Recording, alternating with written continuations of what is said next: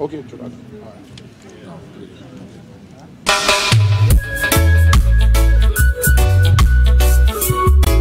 1, 2. Hello and welcome to Celebrating Excellence.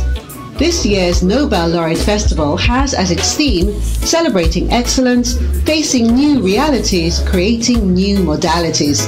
The festival showcases lectures, exhibitions, award ceremonies, drama productions, and crayon and literary workshops. Our guest today is Jalim Yudovic, a global sculpture, goodwill ambassador, and Caribbean laureate. As a local sculptor from a family of artists, we asked him what he felt about Sir Derek Walcott's impact on the visual arts. Well, first of all, I must say that Derek Walcott is an absolute giant, right? And when you have such an epic figure infuse your genre of arts, which is visual arts, you know, that in itself has a domino effect on how you perceive everything in that world. Because there is no Nobel Prize for visual arts. But when you have somebody who have received the highest honor partaking in the same genre of creativity as you know, that is tremendous. You know, that just revitalizes every cell in your being. And I could remember as a young kid, Derek Walcott will very often visit my dad's studio, you know, and he was quite in love with my father's work, and he was a patron of my dad, you know. So that in itself had a very profound impact on me, seeing Derek walking around art and also experiencing his particular artwork. I mean, he was very profuse with his watercolors. He was a consummate professional when it comes to the watercolor in particular, but he also dabbled in acrylic and oils as well, you know. And what that did is that made me realize that, you know, this is, you know, like the creativity is a universe. You know, expression, one form of expression to the other, is basically the same thing. You know, there's nothing in that universe that is mutually exclusive. You know, everything is inclusive. When I do my work now, you know, there's a very powerful conceptual side of my work as well. It's not just about imagery. It's not just about the materialization of an image or form. There's a much deeper component. You know, I see the poetry, I see the more intangible aspects of it. You know, I think Derek Walcott sometimes when I create my work. You know, Derek sought to make regal the mundane. You know, he once said in an interview that there's a penance that comes with living in the Caribbean, or being a Caribbean person. And that penance is that everything is deemed inferior to that of the outside world, you know, especially that of the colonial powers, if you're going to take it in the context of colonialism. And so he said that, for example, the mango tree was never as great as the oak tree, right? So what he did as a writer, as a poet, is he sought to give the mango tree that regality, you know, that the oak tree had, simply because Shakespeare spoke about the oak tree and all those great writers from Europe spoke about the oak tree. They endowed it with that kind of regality, that kind of importance and prominence. So when I do my artwork, you know, today, you know, I have that same kind of philosophy where I want to make regal, you know, what is perceived ordinary, you know. So I call it a design philosophy, you know. That's my philosophy. That's something that I got from Derek Walcott. Also my dad as well, but you know, but Derek said it very profoundly, you know. So his words had a very deep impact on me. And this is my prized possession. This is the Derek Walcott. This is where he stored quite a few of his brushes, and I was gifted this rush chest, I call it, you know. When Walcott died, I was gifted one of his brush cabinets by his spouse, Sigrid Nama Walcott, you know, and it's one of my prized possessions, and it still has a lot of his brushes and his instruments in it. Derek Walcott for me is the catalyst that you know, made me realize that that this thing is huge. It is epic, right? That you could really do this on a global scale, you know, because if a solution from this 244 square mile area can, you know, reach that level of excellence in his art form, then so can I. You know, then so can I. To receive a program of events, visit the Facebook page at Nobel Laureate Festival St. Lucia or call 758-717-7979. The festival runs until the 31st of January 2022. Goodbye.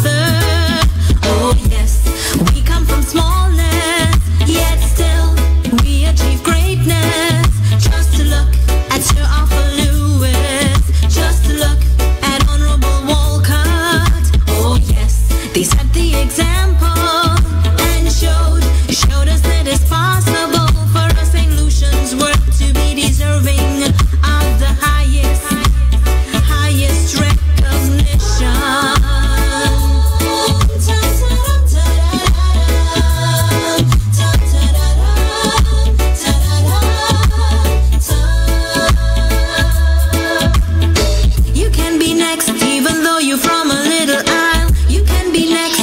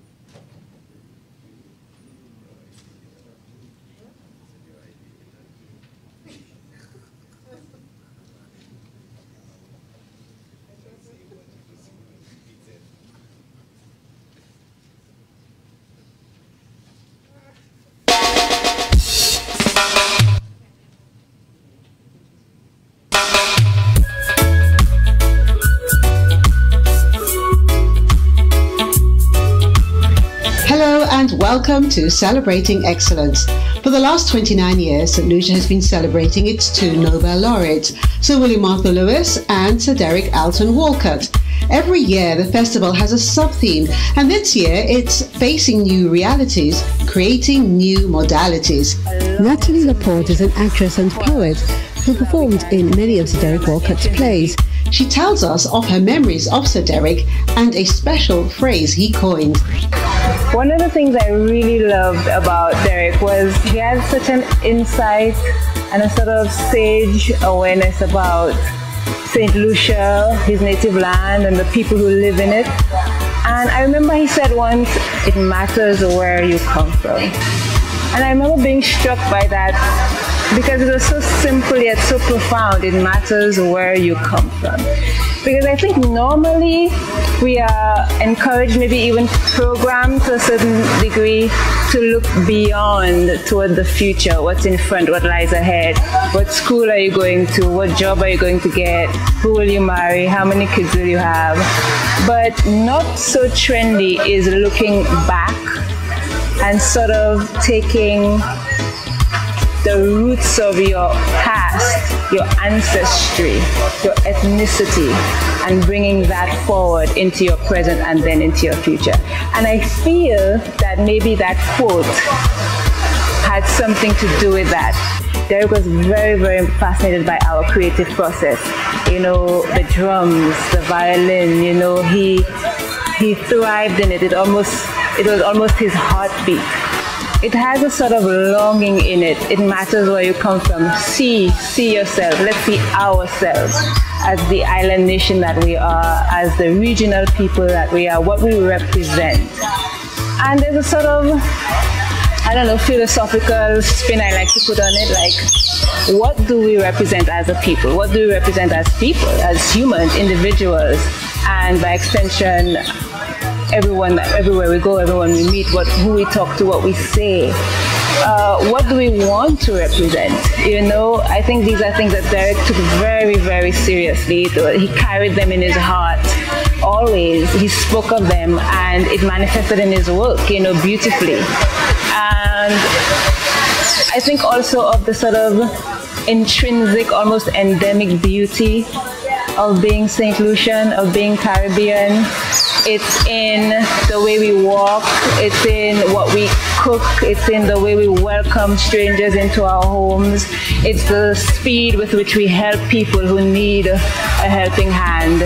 Those are things that you find more easily in the Caribbean than you would find in other places, what we like to call the bigger countries, you know, because they live by different systems. And I think also what that phrase might represent, that quote might represent, is there's an intangible beauty about being Caribbean. In my work with him, I would see that happen often because he might have something scripted a certain way, and then all of a sudden he'd have a feeling, and it would be, no, scratch that. Let's do it this way instead. And you just have to kind of roll with it. And he was very expectant of you as an artist to be able to move, maybe like the ocean, ebb and flow easily with that sort of process. It was in everything he did, it was in everything he said. And I think one of the most beautiful things, even though it may not be that obvious, was that even as he passed, he left that with us, was that we can be even greater than we already are. You know, he used to sit in his patio and look out at the ocean always. He always needed to be sitting facing the ocean. And I think it was not just to see the ocean, to hear the waves breaking on the shore, but to feel the ocean. He didn't want to be locked up inside. He never liked that. He liked outdoors, he liked nature. And even when he would speak, he wasn't always very talkative, but when he did speak, that came through in his language. So the honesty of that quote, the simplicity of it, to me just redirects to us as a people, individuals, how we continue to treat ourselves, and then how we treat each other, especially in the decades to come. You know, I think Derek was trying to create a long-term vision for us so that we can continue to build on that intrinsic beauty and be the greatest that we can be. It's a beautiful thing. It's a beautiful sentiment. The Sir Derek Walcott Memorial Lecture, The Demand of Beauty, will be delivered by St. Lucian poet Mr. Kendel Hippolyte and takes place on Tuesday the 18th of January at 7:30 p.m. at the Finance Administrative Centre. The Nobel Laureate Festival Committee thanks the Library Cooperative Credit Union for its sponsorship of the Sir Derek Walcott Memorial Lecture. There is limited in-person attendance with COVID-19 protocols in place, but the lecture will also be recorded by the National Television Network. Visit the Facebook page at Nobel Laureate Festival St. Lucia for more information. The festival runs until the 31st of January 2022. I hope to see you commenting online. I'm Gina Delore. Goodbye.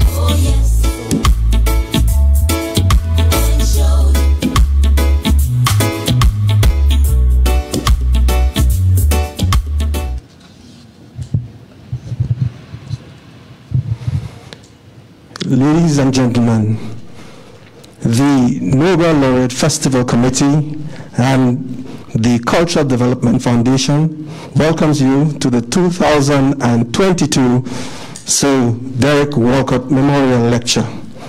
Please stand for the National Anthem of St. Lucia.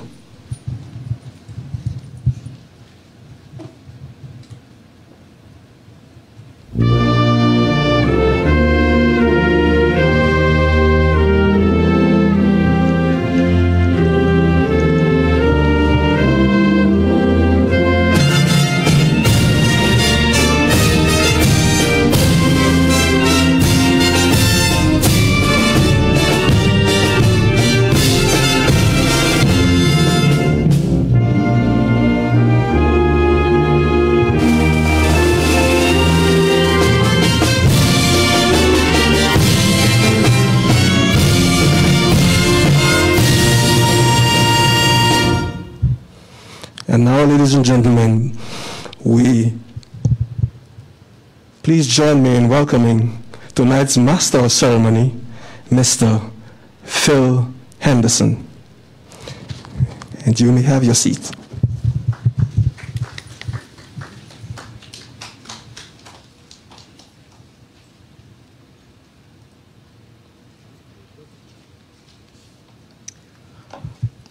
Good night.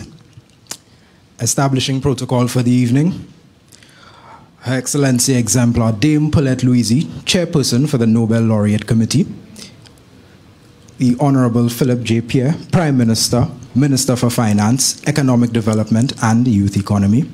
The Honorable Dr. Ernest Hilaire, Minister for Tourism, Investment, Creative Industries, Culture and Information. His Excellency Peter Chen, Ambassador, Embassy for the Republic of China, Taiwan. Mr. Claudius Francis, Speaker of the House of Assembly.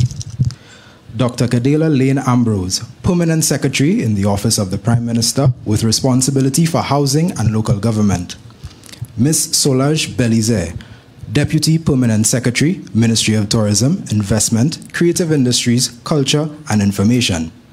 Her Worship, Geraldine Lendor Gabriel, Mayor of Castries. Ms. Mondi Lewis, Press Secretary to the Prime Minister. Mrs. Ramona Henry Wine, Executive Director of the Cultural Development Foundation. Mr. Lyndon Arnold, Deputy Managing Director for the Bank of St. Lucia. Sigrid Nama, and the family of Sir Derek Walcott. I would like to welcome everyone to the 2022 Sir Derek Walcott Memorial Lecture. Welcome, everybody.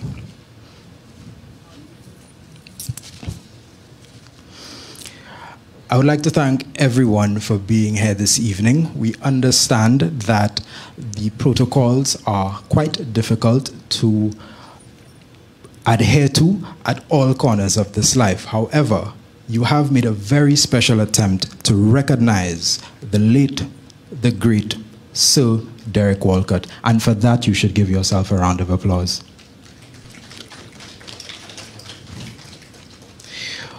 Sir Derek Walcott has written about every square inch of St. Lucia, from Mont Fortune to Mola Chic, and the surrounding islands, from Santa Cruz in Trinidad to St. Croix. And he's been able to describe in such articulate detail in a way that we have not seen since. His mastery of the language has gone in a way that no St. Lucian and possibly no one else in the world so far has been able to compete with. For this reason, the Cultural Development Foundation and the Nobel Laureate Association has decided to honor him this evening with this lecture and these presentations by the artists that you have seen earlier. I would now call your attention to the screens as we have an audio-video presentation by Mr. Kendel Hippolyte, who would later be giving tonight's lecture. Take your attention to the screens, please.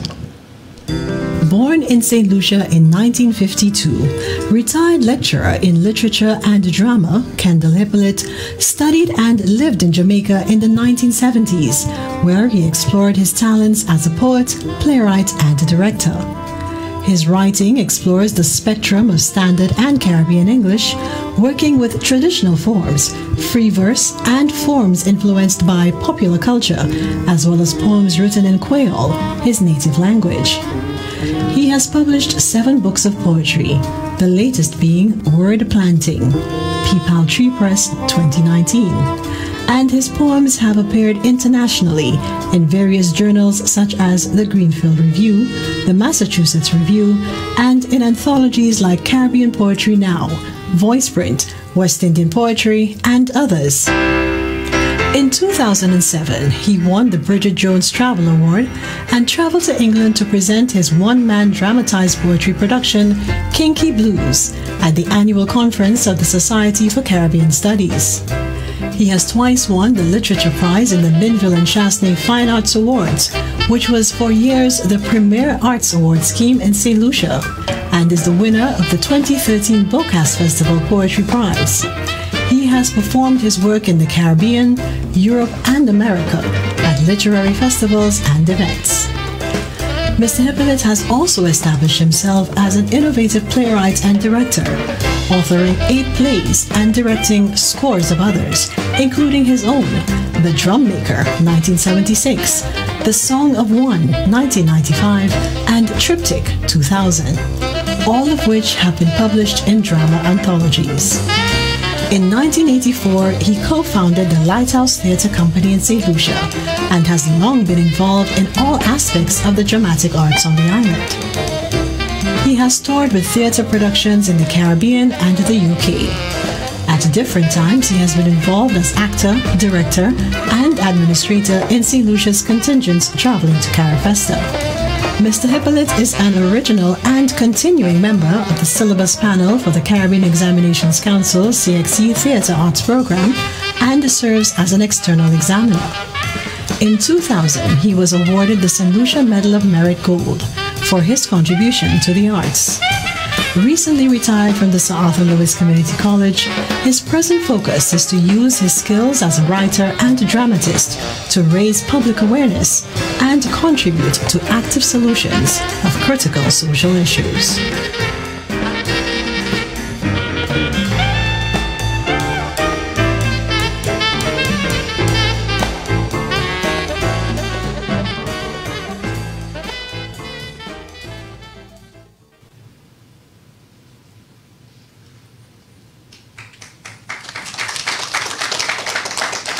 Ladies and gentlemen, I would like you to continue to put your hands together for our esteemed lecturer this evening, Mr. Kendel Hippolyte.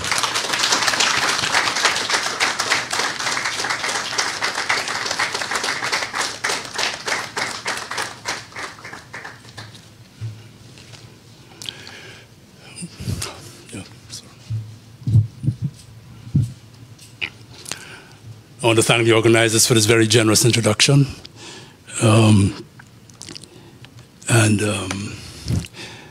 Protocol having been established, and given that we're in the season of curfews and therefore time is pressing on us, my greetings will be very, very short, but I'm very, very pleased to be here tonight. I'm very, very pleased at the range of persons who are here tonight, and the feeling of support and presence that I get from you. And though we can't see them, I'm very, very grateful too for those in cyberspace whose presence I'm sure is also supportive. Okay. The demand of beauty is something I absolutely believe. A Derek Walcott poem saved my life. There's not a metaphor. It's not a whimsical, poetic way of expressing some psychological or spiritual truth. The statement is literal. A Derek Walcott poem saved my life. March 23rd, 1972, Thursday late afternoon, I'm sitting in the students' lounge of what was then called the Teachers Training College at Mont Fortune. The room is on the lower floor of a two-story building, one of a cluster of late 19th century, early 20th century colonial barracks, progressively converted into educational buildings. The room is large, and directly below a larger room upstairs, the assembly hall. Why am I there on a Thursday afternoon with a backpack that holds a notebook and a pen, copy of Derek Walcott's In a Green Night, most likely another book or two, quite likely a fruit and some biscuits and juice? I was 20 years old. A habit had developed in me from years before of walking up to the morn with a backpack of food for body and soul, snacks, juice, books, pen, notebook, and finding a quiet spot in one of the buildings where I could reflect and read and write. I had gone to the Morn that Thursday in March 1972, not knowing that an event was taking place at the Teachers Training College, a Morn complex beauty pageant and concert. Beautiful afternoon, it's clear sky and easy light and gentle temperature. The sounds of the event upstairs were not intrusive in that high-ceiling room below, with jalousied French windows opening onto the arches of the surrounding veranda, glimpses of trees, plants just outside, a green hill range in the southern distance. I have no memory of why it was Walcott's In a Green Night that I was reading then, but I will always remember, the poem, Bleecker Street, Summer. I had sat in a locally crafted wrought iron two-seater chair with flowered cushions and begun reading the opening lines. Summer for prose and lemons, for nakedness and languor, for the eternal idleness of the imagined return. Something about these lines, a sense of airiness and wide delight, and made me feel dissatisfied with sitting inside a room to read them. So I got up and I went out past the arches and onto the staircase of the veranda. I stood on the top step and I faced west, where the sun was taking its light, and I began reading again. Then I heard a sound, loud, harsh, to my right. That's all I would have been able to say in that instant. But seconds later, I knew what that sound was. It was the first cracking and splintering as the ceiling of the room upstairs, the room downstairs, sorry, and the floor of the room upstairs began to split and break open. I have only the slimmest memory of the sounds of voices, although there must have been screams, wailing, and shockingly loud shouts. But in memory, the sounds are dim. It's just a background murmur to the sight of bodies falling, moving blurs of variously colored dresses, trousers, shirts, flailing through the brief distance downward to the room below where I had been. And my next memory is being inside the room with a couple of other men trying to help persons out towards the veranda. Some in a state of shock only needed guiding. Others needed actual physical support. Who the two men were, I don't know. They might have been in the audience upstairs, or like me, persons who happened to have been in or near the building at the time. But there's one striking memory which will always stay with me. One of these men and myself were helping Mrs. Marjorie Thomas, one of the lecturers at the training college, out of the room. Each of us was holding an arm, he her right, I her left, and walking with small steps. She was staring straight ahead, and yet not, because the stare had no focus. I was edging around an obstacle on my left in a slow, careful shuffle for Mrs. Thomas. And then my peripheral vision caught and held something, has held it to this day. It was the two-seater couch that I had been sitting in. Its cushions still haphazardly on it, but its shape buckled and twisted in a silent metallic tension. The image registered, just a soundless absence, soundless snapshot, and I continued helping Mrs. Thomas toward one of the open French windows. I've pondered many times since then what drew me out of that room to read a Derek Walcott poem in the open sunlight and air and greenery. What? Something demanded it. It was a gentle demand, not a peremptory order, but not a vague inner suggestion either. The demand promised joy, but it also had authority, and I obeyed. And over the years, I began to slowly understand that this demand also came with a responsibility folded inside the joy that it promised. It was the demand of beauty. Beauty is experienced through all our senses. But tonight I want to focus on the beauty which comes in through the sense of sight. And even more specifically, the beauty that comes when our sight experiences landscape. I believe beauty is an invitation. Every time we see something as beautiful, it's an invitation. To what, though? The individual words and phrases we can use, harmony, sense of things coming together, what someone called the fitness of things, it's a phrase I like. There are clusters of words that we could use to try to convey this experience. But honestly, if I had my way, I wouldn't speak now. Instead, I would have several jigsaw puzzles. I would break us all into small groups. Each group would have the task of putting its jigsaw together. That would be the first marvel. Then, when each group had finished its jigsaw, all the groups would come together, and then they, in turn, would have to create the larger image, which emerges from bringing all the individual images together. After that, no lecture would be needed about the experience of beauty. We would know absolutely that it involves a coming together of various elements. We would also know that we are necessary for this coming together. We would have come together. And that would be an inextricable part of the beauty. But we're not doing jigsaws, we're juggling words, doing the best we can of those. I said a little earlier that the experience of beauty is an invitation to, well, for now, let's call it harmony. And in the jigsaw scenario just now, the harmony wasn't only the external one of all the elements of a beautiful image coming together. People had to interact with those elements, and most crucially, with each other, for this harmony to come into being. The harmony is internal as well as external, simultaneously. Beauty is an invitation to that harmony, external and internal, all at once. And if we accept that invitation, there is a demand. And it's of this I wish to speak. St. Lucia is staggeringly beautiful. Its painters and photographers have for generations tried to hold that beauty still in the frame of a painting or a photograph and tried to tell us, look at that again. Literally thousands of paintings and photographs. And its poets, struggling as best they can with words, have walked alongside the visual artists, and they have told us to listen. And in listening, see.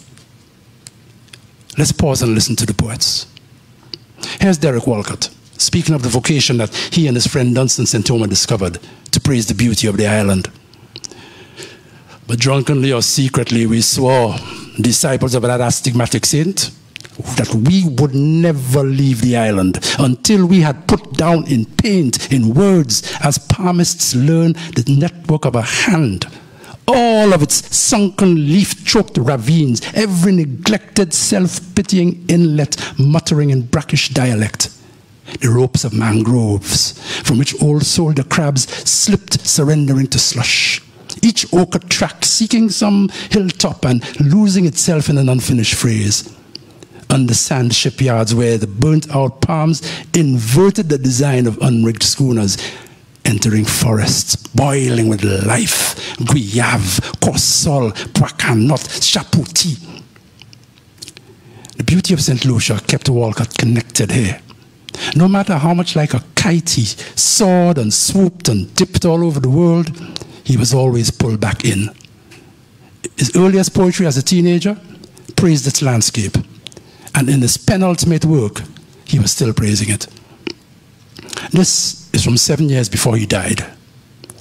All day I wish I was at Kazamba, passing incongruous cactus which grows in the north, in the chasm-deep ruts of the dry season, with the thunderous white horses that dissolve in froth, and the bush that mimics them with white cotton, to the strengthening smell of kale from the bright Atlantic as the road ruts level, and you come upon a view that dissolves into pure description. There's a painful irony in that second line about the cactus in the north, now that it has been destroyed. And I'm glad he wasn't there to see that destruction. But we'll come back to that. Of course, Derek Walcott wasn't the only poet to move to ecstatic utterance, only the most famous. Here's MacDonald Dixon. One generation later, another poet with a painter's eye. What follows is not a sequence from one specific poem. I'm pulling extracts from various poems. The fascination with landscape is palpable. I am intrigued by landscape. How they burn, ochres, yellows, and vermilion, violets creeping in lonely country cemeteries. The breeze dancing la comète with leaves on dusty country roads. Under a parasol of breadfruit leaves, a town plays leapfrog with the sun. I think Walcott stimulated a taste for bold flourishes of language in describing landscape, which some of the poets of a later generation gladly explored, without trying in any way to sound like him. Here's John Robert Lee, a poet whose work organically expresses his deep Christian faith, looking at the landscape. In cathedrals of palmists, chapels of flamboyant, shrines of banana fronds, grottos of cocoa, groves of ripening mango, sanctuaries of anthurium, holy places of fern, praise the Lord. Like some of the other poets I'll be quoting from, his descriptions sometimes are very geographically grounded in very, very specific St. Lucian locations. Above Soufriere, descending early, morning heals the night in sulfur baths, covers over all in fine rain and light. The influence of that language of large, generous gesture continues, again without any slavish imitation, in the work of a more recent voice. Here's George Goddard, my contemporary, in fact a schoolmate, doing musical riffs in his rendition of landscape. The sea has pounded this coast since God alone can remember. It has taught the startled songs that the Ciseaux learns high in the ripping Atlantic wind. And at the Lambouchui, it has summoned all winged things to ready their violins, sea crabs to string the quattro, balloon fish will blow the baha. A celebration begins. In another poem, the beauty is expressed in both Creole and English. Bomwe la rivière, wavin clair, qui sous d'lo yo, c'est les monts et montagnes qui capiche haut en lait. Et sous bordage la rivière, les hommiers qui posé bois de l'eau, les nuages et les hôtels. Give me rivers, clear runnels, whose waters come from the hills and the high-peaking mountains, and at the riverside, wild pigeons stopping to drink water from the clouds and the high places. A poet colleague, Kwame Dawes, speaking about the flourish in our poetic language, he told me once, boy, all your St. Lucians are rosematic, indicating that the language was presenting things for rose-colored glasses. It was a gentle dig. It wasn't an accusation of insincerity. But there's a solid core of truth in it. And I think that the influence of a spectacularly beautiful landscape has to be partly responsible. There's a poet called Kendel Hippolyte who seems to have been looking far more at socio-scape than landscape. And even when looking at landscape, he tends to focus more on what has been done to it than what it was in its original form. But even this poet relaxes his political gaze long enough to see hillside grass running lightly before a silver wind, or a far slope rippling like a muscled shoulder. Hosanna is the scattering of pigeons. Hallelujah stands the tree in the noon hour. Selah, the samadhi of waves in the late afternoon. Another poet, Jane King, generally holds a more interior gaze, looking into the minds of individuals and groups and into the collective unconscious. But she too is entranced enough by the island's topography to verbally articulate it. The perfect turquoise of the bay, a green arc of the harbor with a frilled cuff where the surf breaks on tapir rock, the soothing breeze that shakes the trees blowing gently around my knees. Grapefruit shine yellow in dark leaves. It is enough. Like Robert Lee and MacDonald Dixon, a focus can be geographically quite specific. I cannot find this island loveliest in drought. I love it best all silver green with rain, when clouds creep off La Saucière and down the Morne. That same geographical specificity sometimes occurs in the poetry of Adrian Auger, as in the poem Comrette, in the name of the bay where the poem is set. A green saddle between hills, harbored by seas, counseled by wind, clocked by a sun burning slowly through muslin layers of drifting sky. Hair waves beat their rhythm against a wilderness of salt air, sea grapes and accumulating sand, evolving into green savannas. The final poet I'll refer to takes us beyond looking at the landscape into actively being within it. Ras Eisley's poem, Just Wandering, which he performs beautifully, takes us on a hike deep into the country, where we climb hills, bathe under a waterfall, pick on roast breadfruit, and see all manner of wildlife from ants to parrots. Let's go with him. Now we're going through the veins of the country, talking about the rivers that run to the sea. Water cold, fresh, airy, big rocks. Wah! Watch Sodom, Kribish, Zonji. Long time now, them things me not see. Don't kill them now. Watch a big lizard on a blossom tree. An iguana now. Shh. Hey, a jacko. Watch it just glide over there. Watch it, watch it, watch it. While you just wandering deep into the country. It's incredible, the delight and joy and love and veneration that these poets convey. Yet I don't want you to come away from this word journey thinking of the poets. What they're feeling and expressing is not particular to them. It's not because they're poets that they feel all this. What they're experiencing is what all of us have experienced. Some days more, some days less intensely, but these experiences are common to all of us who live here.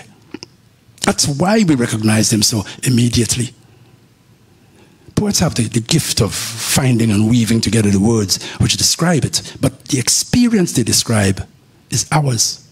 Spontaneously, intrinsically ours, each one of us. What is that experience, though? Of what does it consist? I want you to join me in trying to understand it. I will try to understand it as poets sometimes do by making an image. Imagine all these lines we've just heard plaited together, making a rope. We begin with the first 3 lines of the first Walcott poem. We plait them, we keep going, and as we come to the end, add another 3 lines. We plait those, eventually moving on to the next poet, and then the next poet, making the rope. This rope, like any rope, is made of strands. What are these strands? One obvious one is the natural delight, the instinctive joy that spontaneously happens when one sees a beautiful landscape. But why is there joy? We take it for granted, but really, why is there joy? And what does this joy do in us, to us? To try to answer this, I have to begin with an obvious truth. Born into time and space, all our experiences have to happen always somewhere. a place. Among the experiences which happen to us from childhood onwards is the experience of beauty of a landscape. The adult says to the child, wow, look at these flowers. Gosh, look at that sunset. These waves look nice. The child grows, whether in the country of birth or another place, and continues having these early experiences of the beauty of landscape. And these begin to create a connection, a bond really, between human being and physical environment, between the person and the green hill, the person and the waves lapping at the shore, the person and the gloricedia trees flanking the roadside walked every day. They become part of the being of you, the growing child, teenager, adult. At some point in the growing, you get an ID card, perhaps a passport also. It says you're a citizen of such and such a country. You can claim that country officially of this document. And it's a claim that's absolutely necessary in certain contexts. But the deeper claim happens before and beyond ID card and passport. One crucial way it happens, I believe, is through accumulated moments of beauty. Like when you begin the descent into Soufriere, from the crest of the junction, which has the road to Bouton in your right, and as you descend, a first glimpse of the pitons appears through the foliage. It is at such moments that you claim the island. And yet deeper than that, it claims you. What you feel then has nothing to do with ownership in any official sense. The landscape of the island, through its beauty, possesses you. That feeling is one strand of the rope represented by the lines of the poets. That feeling. Another strand in the rope is an expressive celebration. It's possible to feel beauty and not express it. But in the experience that we're exploring here, there is expression.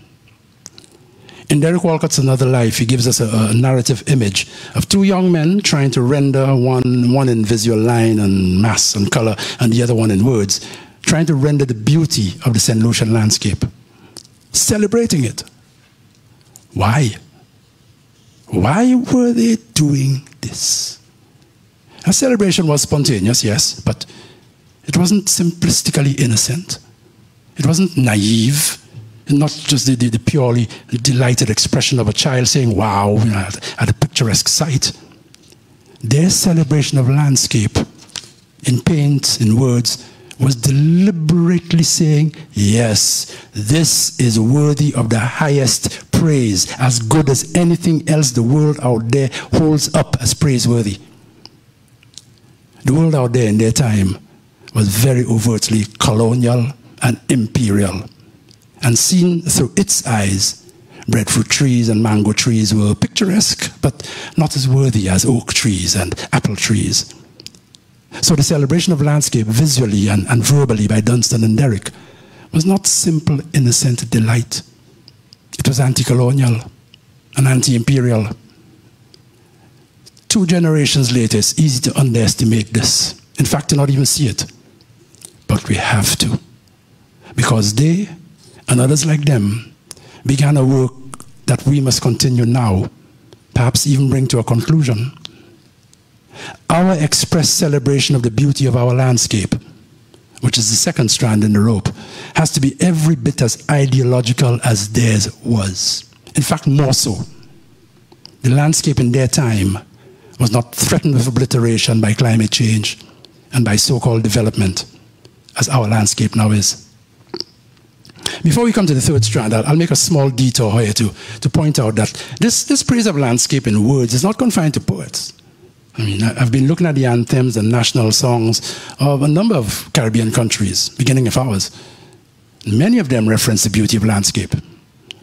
Sons and daughters of St. Lucia, love the land that gave you birth, land of beaches, hills and valleys, fairest isle of all the earth. We'll come back to St. Lucia, but let's look at some of the other countries. The Anthem of St. Vincent and the Grenadines has these lines. Hyrone, our fair and blessed isle, your mountains high, so clear and green, are home to me, though I may stray, a haven, calm, serene. It goes on, but The landscape reference in the Barbados anthem is brief, but it overtly spells out a sentiment which is more subliminal in some of the other anthems, a kind of take charge, independent spirit. These fields and hills beyond recall are now our very own. The subtext of these lines is saying, this is ours now, back off. We recently saw an even more overt expression of that spirit on November 30th last year in the transition towards republic status. The anthem of the Turks and Caicos Islands has these lines: from the east, west, north, and south, our banks and oceans meet, surrounding sands and hills of glee, our pristine beauties see, so on and so on. The anthem of the British Virgin Islands is God Save the Queen. It's moving right along. There are others, but I won't be quoting those.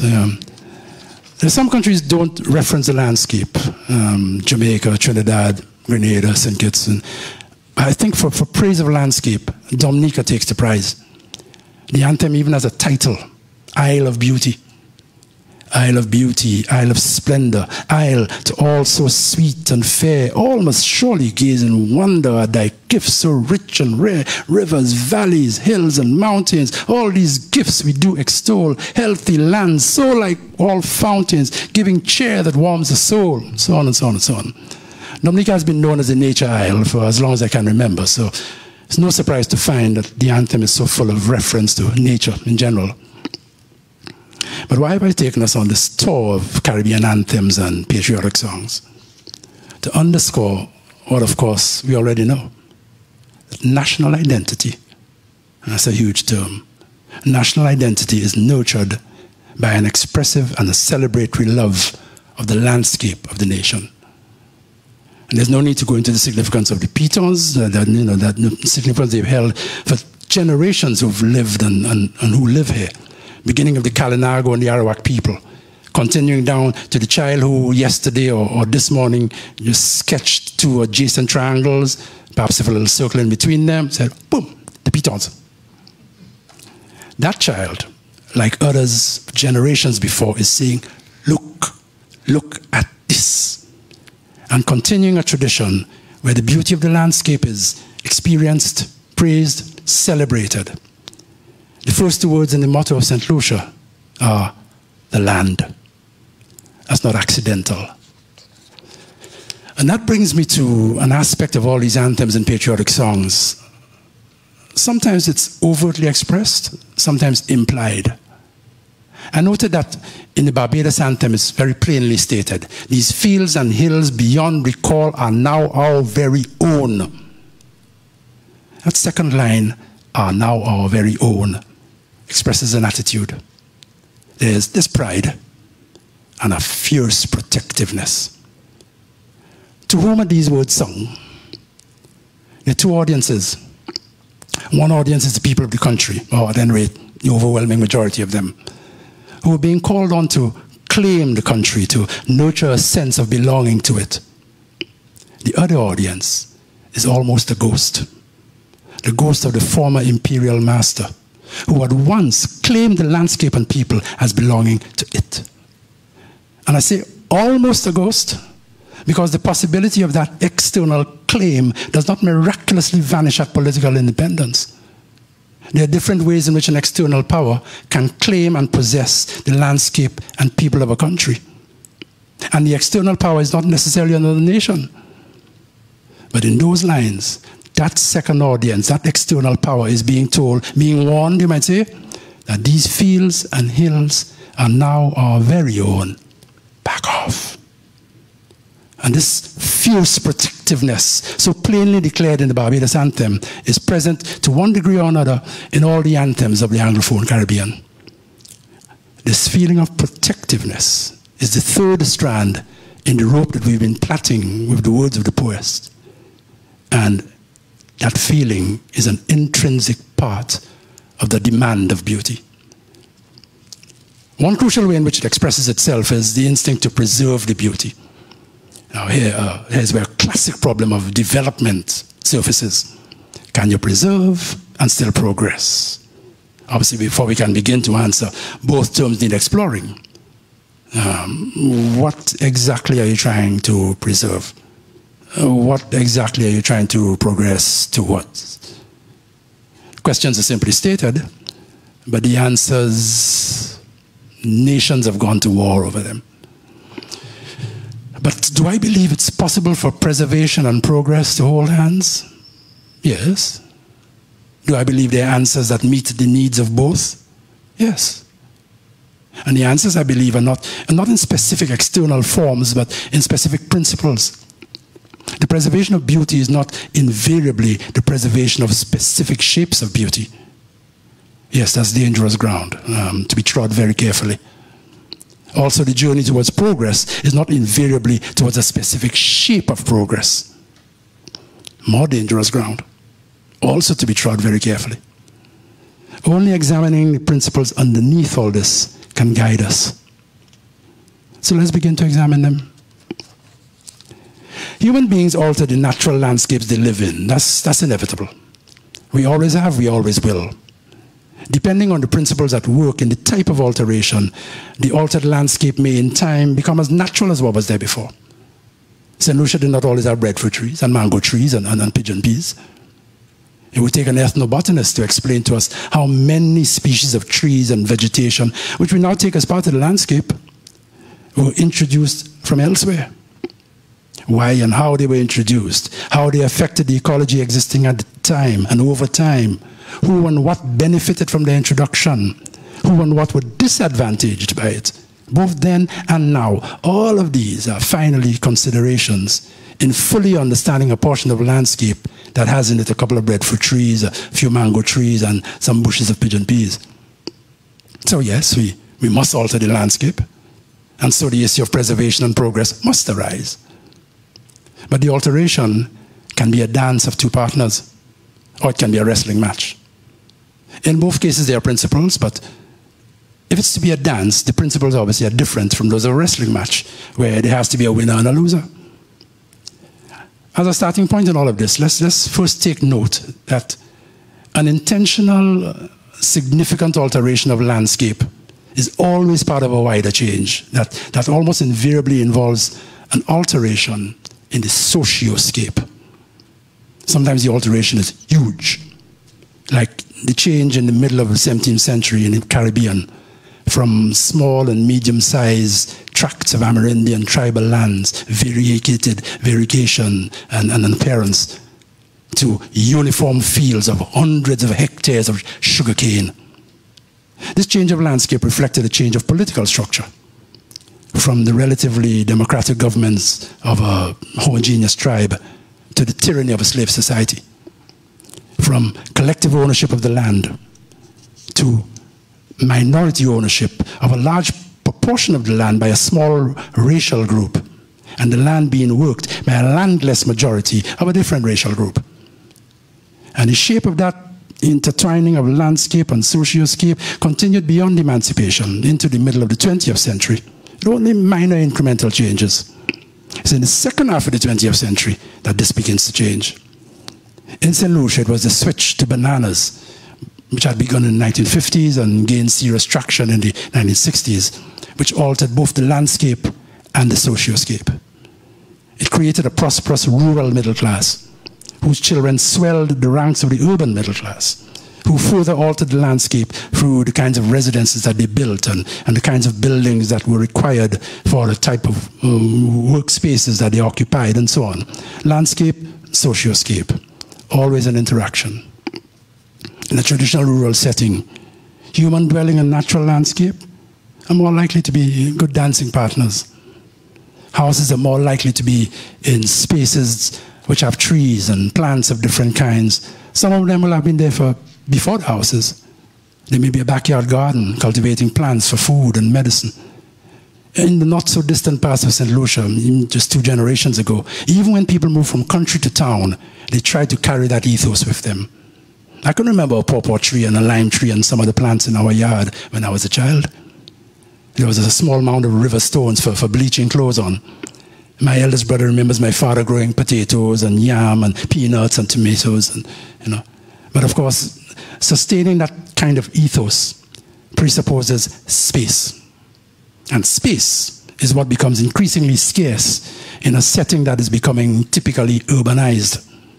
The population expands, the space shrinks. Landscape, socioscape, changing together. Still dancing, but the dance is becoming uneasy, showing signs of morphing from dancing into wrestling. As a country becomes more urbanized, or to be more accurate, more urbanized within the stereotypical Western framework, the connection with nature, and therefore the relationship to landscape, becomes more tenuous. The green starts to disappear. The river becomes clogged and black. The botanical gardens begins to mutate into a bus terminal. And yet the need for a felt connection is strong, it's innate. Traditions like gatherings of family and friends at the beach, river limes, hikes, long walks persist, even as the spaces for doing those become more constrained. Individuals seek and find other spots from which to watch a sunrise or a sunset when the 3-story concrete building rises and blocks the view, which had been there for decades. Experiencing the beauty of landscape, interacting with nature, are psychological needs.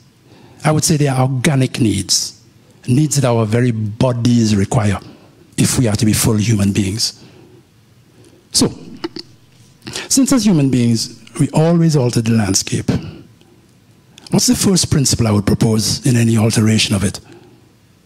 That the beauty inherent in the original shape of it be maintained as much as possible. Here's a case in point. Serenity Park in Sussex, Castries. I have a great appreciation for that park. It really does make a beautiful difference in the vibe of the city. It serves not just the immediate geographical community, it serves the wider area of Castries. I mean, a range of people use this park for a range of reasons, including free Wi-Fi and managing love affairs and so on. But I remember when the park was being created, there had been a magnificent poetry close to the roadside, which every year, sometime roughly within March to May, put on magnificently bright yellow garments of flowers and then gradually shed those flowers in a wide halo on the ground around it. I know I'm not the only one who looked forward to seeing this every year. The tree was cut down. And I'm still trying at a loss to understand why. The design of the park, even with what I see as an excess of concrete, could easily have accommodated its presence, which would have been on the outside of the perimeter anyway. Incidentally, that tree has begun to reclaim its space, for which I'm very glad. But this first principle of seeking to preserve, if at all possible, the original beauty of the landscape was not observed. Perhaps was not even acknowledged. You see the same insensitivity when land is being cleared for the construction of houses. There's very little or no attempt to work with and within the existing landscape. And granted, it may not always be possible to, but is this first principle even recognized, acknowledged, given due consideration before construction begins? We'll come to deeper reasons why this first principle is so important. But let's look at the second principle. When preservation meets second principle, when preservation meets progress. If, after due consideration, it's determined that there must be changes in the original landscape in order for progress to take place, then what considerations should guide those changes? If human-made structures or new vegetation have to be brought into the space, these should be ecologically harmonious, working with the manifestations of nature already existing in that space. I mean, I wonder sometimes watching houses under construction, whether the owners or the builders first check the usual direction of wind in the area. It could reduce future discomfort. It might even reduce air-conditioned bills. Or if the vetiver is being replaced because more colorful plants are desired, will the more colorful plants do as effectively the work that the vetiver did of holding the soil together after heavy rain? So the second principle is to work with ecological harmony if you have to alter the original landscape. The word harmony leads us into the deeper reasons why these principles are important. I said earlier that the experience of beauty is an invitation to harmony. Of what? What is harmony? A basic way to think of it is as a balancing of diverse elements, a relationship among different things and forces, which allows them to not simply coexist, but coexist in ways that bring out the distinctive good qualities in each of them. And at the same time, the experience of all these individual qualities happening together is greater than the sum of all these qualities. It's an experience, I think, of another level of being alive, another order of being. Okay, I can feel already that these words are not conveying the intensity of meaning intended here. At this point in the lecture, what really should happen is that we sing a Sesen song in 4-part harmony. And then there'd be no need to explicate anything after that. And that's why I far prefer workshops to lectures. But we're stuck in this lecture format, and it has its uses, so let's continue. Harmony is a balancing of diverse elements. It's the opposite of uniformity. Uniformity is a large sugarcane plantation. Harmony is a backyard garden. And harmony, I believe, has an intrinsic, inherent morality at its core. A morality that's higher than the codes of social morality, which vary from society to society and from era to era within a society. The beauty of landscape is not only an aesthetic experience, it's a moral experience. It's not accidental that the spiritual traditions of all cultures in the world have always made a connection between the beauty of the earth, indeed of the whole cosmos, and the higher being. I'm hearing my mother's voice now from my childhood, intoning from the book of Psalms. The heavens declare the glory of God, and the firmament showeth his handiwork. Day unto day uttereth speech, and night unto night showeth knowledge. It's from Psalm 19. In Psalm 104, there's the same grandeur. Who coverest thyself with light as with a garment, who stretches out the heavens like a curtain. I reach for examples from the Judeo-Christian spiritual literature because this is most prevalent in our society. But in the Quran, we find he is the one who created the 7 heavens, one above the other. You will never see any imperfection in the creation of the most compassionate. Surah Al-Mulk, verses 3 to 4. And indeed, in the creation of the heavens and the earth and the alternation of the night and day are signs for those of understanding. Surah Al-Imran, verse 190. And in the Vedas, the ancient sacred texts of the Hindus, we find you and your sturdy strength hold fast the forests, clamping the trees all firmly to the ground when rains and lightning issue your clouds. The Atharva Veda, chapter 7, verses 2 to 4. And earth, the gracious leader and protector of the world, who holds in firm grasp both trees and plants, the maker of the world sought her with oblations when she was shrouded in the depth of the ocean. A vessel of gladness, long cherished in secret, the earth was revealed to mankind for their joy. From the Atharva Veda, chapter 37. And these are examples from written texts of only 3 of the world religions. Examples from other written texts and from the oral texts of other major religions would reveal the same connection between the glory of nature and a higher order of being.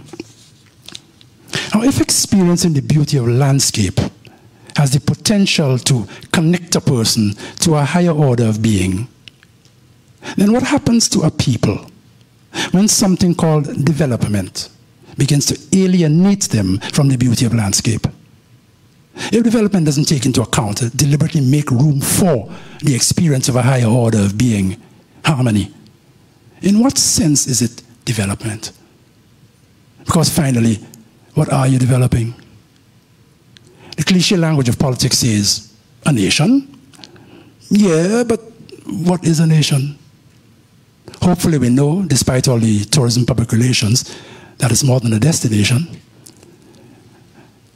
That's a question that cannot begin outside of us from those coming in.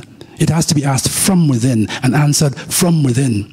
And beginning from within, we quickly find that the word nation is too vague. It's only a first step into exploring the question. And that question splinters into a set of connected questions. Yes, a nation is a society. Yeah, that's a start. There are different kinds of societies. Are some societies overall better than others? What would determine that? Determine it for whom? Is there a set of criteria we can use to begin to answer these questions for, if not everybody, at least the majority of people? Yeah, there's some guidelines that can be helpful. The Universal Declaration of Human Rights, the CARICOM Charter for Civil Society, among others. In the final analysis, though, the answer has to be a collective answer, or it's not an answer. What I would like to throw into the mix, into the search for the answer, is that in trying to collectively answer these questions, a constant guide should be the idea of harmony with our natural environment. And a litmus test for that is that we should be able to experience the beauty of the landscape of our country. I'll come back to this later when I try to plait all these different strands of thought together. But for now, I want to engage with an urgent practical reason why the demand of beauty is so crucial for us. 2 words: climate change. We don't need to go over all the grim statistics, all the dire predictions. For the whole world, yes, but especially for small island states like St. Lucia. We know intellectually that if the present trends continue, our future holds greater heat, rising seawater, stronger hurricanes, drought, loss of plant species, loss of biodiversity in general, with all the ramifying environmental consequences that come of that. And all these changes in the ecological realm refract into major changes in the social realm. Crime, including white-collar crime, which is always more hidden. More fragmenting of the society into opposing social groups and subcultures. More social deviance as common standards of behavior become more diffuse. Even the possibility of open, violent civil conflict. We don't need to go on. The twin giants of history always walk together. Change of landscape, change of socioscape. And with climate change, if the change of landscape is radical, so will be the change of socioscape. In all of this, where is the demand of beauty? How does it fit in? In an era of radical climate change, the demand of beauty must be radical as well. Preserving mangrove, refusing legally to allow its destruction in order to accommodate yet another hotel or factory shell, is not only a matter of aesthetics, being picturesque and all that. It's an indispensable weapon in the battle of climate change. Not allowing buildings on the crest of hills is not simply a matter of maintaining the pristine beauty of the original hill range. It's to help hold the soil together in heavy rainfall, to secure what is left of our watershed areas in this global situation of rapid climate change. The beauty of these original landscapes also constitute a bulwark for our survival. Let's take a regular example. The original landscape accompanying the flow of the cul-de-sac river in Bexon included the floodplain. It's on the old colonial maps, I think. Progress overrode the preservation of the floodplain. So now, in periods of heavy rainfall, the floors of houses and other buildings become the floodplain. Again, the original landscape would have been not only an expression of natural beauty, but it would have contained the temporary swelling of the river. As the manifestations of climate change become more drastic, the cost of violating this first principle in any proposed alteration of landscape may become too heavy to bear. And then what? Let's take another example. The issue of diminishing watershed area, which is problematic even in normal times, that can transmogrify into a societal nightmare as climate change infiltrates and invades the land. Food security, which comes down to the ability to feed ourselves from our own landscape, requires a reliable water supply. But as the watershed areas shrink through indiscriminate clearing for buildings and other purposes, the ability to provide water to grow food also shrinks. Water for drinking purposes also comes under threat. And yet water is the second absolute necessity for our bodies. Our physical survival requires first air and then water. It should remain constantly accessible to people, physically, financially. Let me insert a cautionary tale here, which is told to me and supported by more than one person. I'd heard that St. Vincent is able to make greater use of gravity flow in its distribution of water, partly because of deliberate design of their distribution system, but partly also because fewer of its watershed areas have been destroyed. The pioneer conservationist Gabriel Coco Charles, I'm told, had consistently cautioned Sir John, the father of the nation, about not encroaching on watershed areas in the zeal for development. Sir John was a social visionary, there's no doubt about it, but also a man who, by temperament and experience, pursued the path he believed in against all obstacles. And it often gave wonderful results, but not always. The destruction of too many watershed areas in St. Lucia has meant that water distribution has had to rely heavily on the installation and the maintenance of pumps, more so than in St. Vincent. Again, the first principle: wherever possible, work with nature, work with the mother. It's part of the demand of beauty, and we ignore or overrule that demand at our peril. Which brings us to the crucial question: why is the demand so often ignored or overruled? There's a sense in which I can argue that the whole disastrous phenomenon of climate change occurred partly because the demand of beauty was ignored, overruled for centuries. That ignoring and overruling began, and it has continued, because of an economic system. The stresses on the environment and the emaciation of community are direct consequences of this economic system. Poets have chronicled these consequences from the earliest onslaughts of that system in other countries. In mid-18th century England, as the Industrial Revolution was coming into being, the poet Oliver Goldsmith created a graphic word picture of the environmental and human costs and the class forces at work in his long poem, The Deserted Village. The man of wealth and pride takes up a space that many poor supplied. Space for his lake, his park's extended bounds, space for his horses, equipage, and hounds. The robe that wraps his limbs in silk and sloth has robbed the neighboring fields of half their growth. These fenceless fields the sons of wealth divide, and even the bare one common is denied. Even now the devastation has begun, and half the business of destruction done. Even now, methinks, as pondering here I stand, I see the rural virtues leave the land. Goldsmith focuses on the first phase of the process, where communities are evicted or otherwise pressured away from lands and homes that have been occupied by stable families and communities for generations. The mystic poet and painter William Blake brings his gaze to bear on the second phase of the process, when these uprooted people struggle to make a life in the horrendous conditions of lower-class existence in London.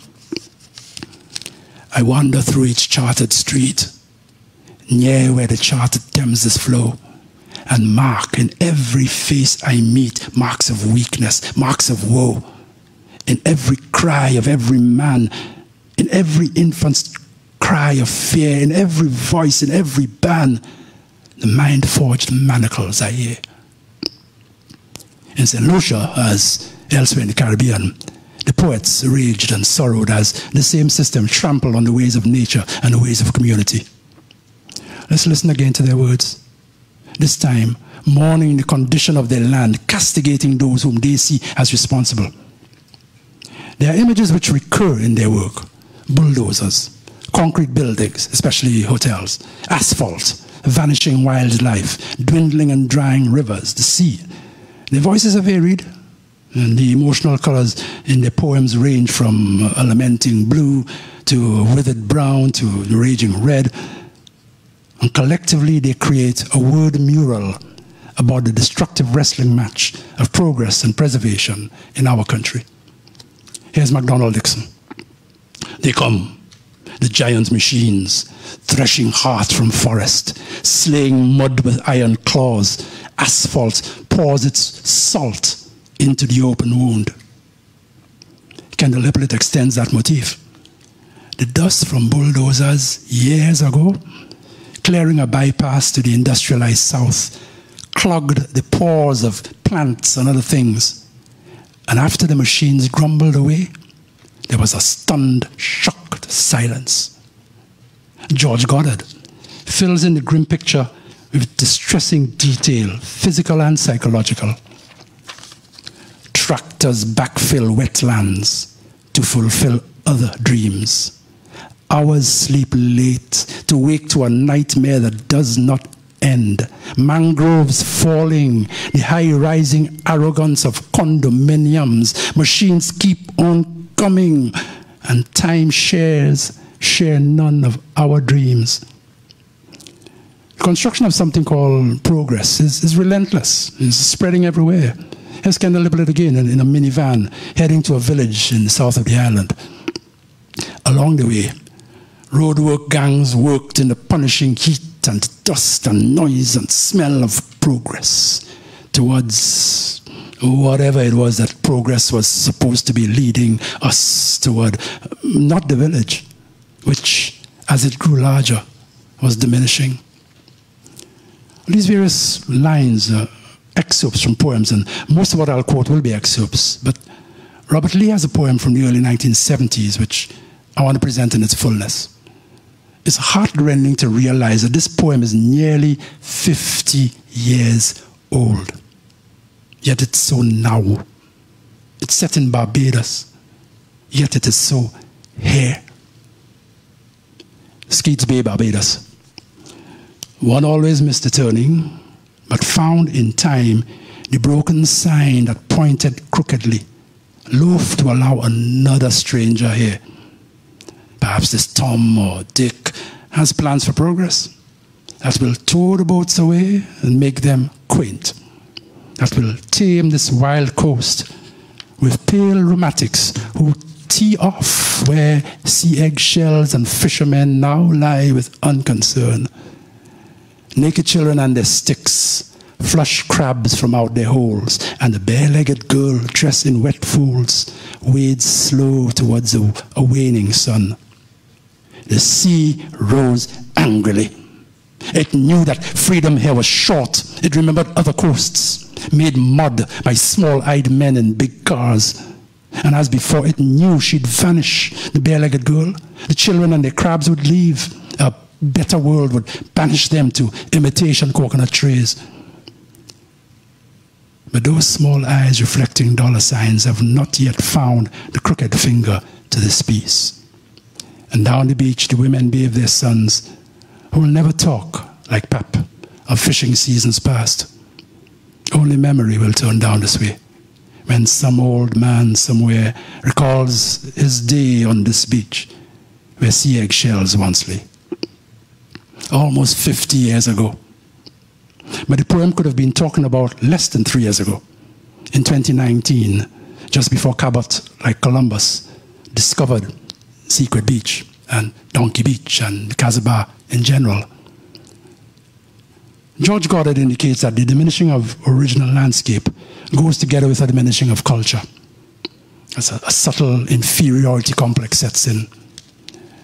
Primeval bays forget their mother tongue and say, Marina, until these ochre bays spawn yachts, and the horned sound of the sea trembling on the lips of Jean-Pierre Conlaby fades to a whimpering wind rumpling the brown water sheet, water tonguing the white feet of strangers. The mood in these last pieces has been largely mournful, as though what's happened is beyond repair or reparation, as though all that's possible now is elegy. But that's only one reaction. In other poems, there's anger and accusation. Listen to Travis Speaks.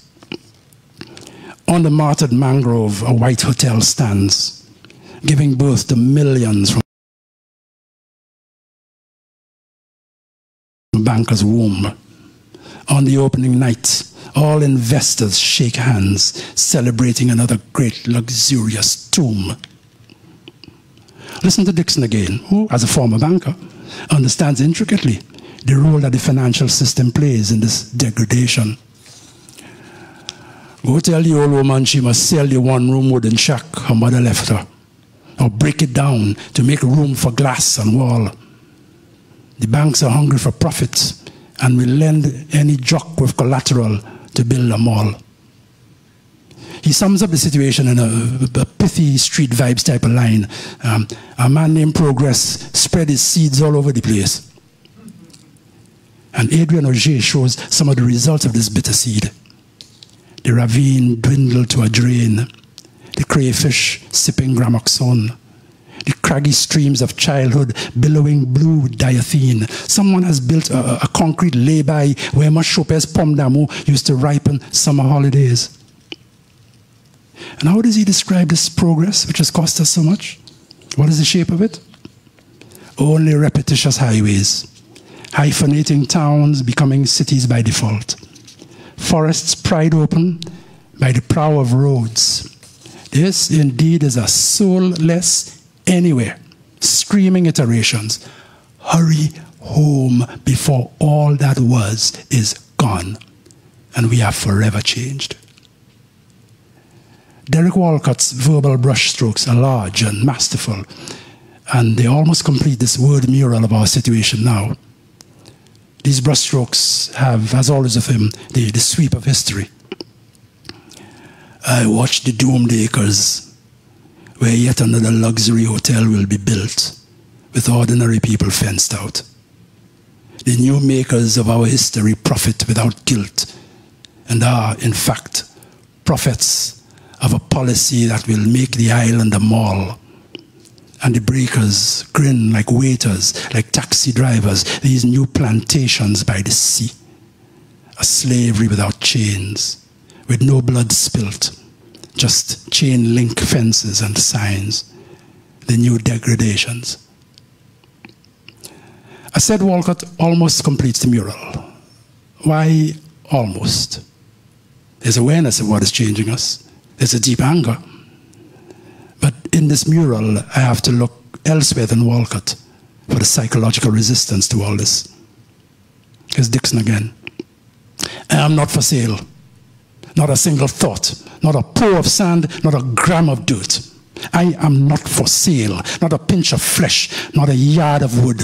I am not for sale. Not for sacks of gold. Not for a traitor's kiss. Psychological resistance. I hear those lines, I'm not for sale, not for sacks of gold, or a traitor's kiss. And I think of the recent efforts by a developer, that word is a misnomer here, trying to buy the goodwill of a country after ravaging its land and continuing that ravaging.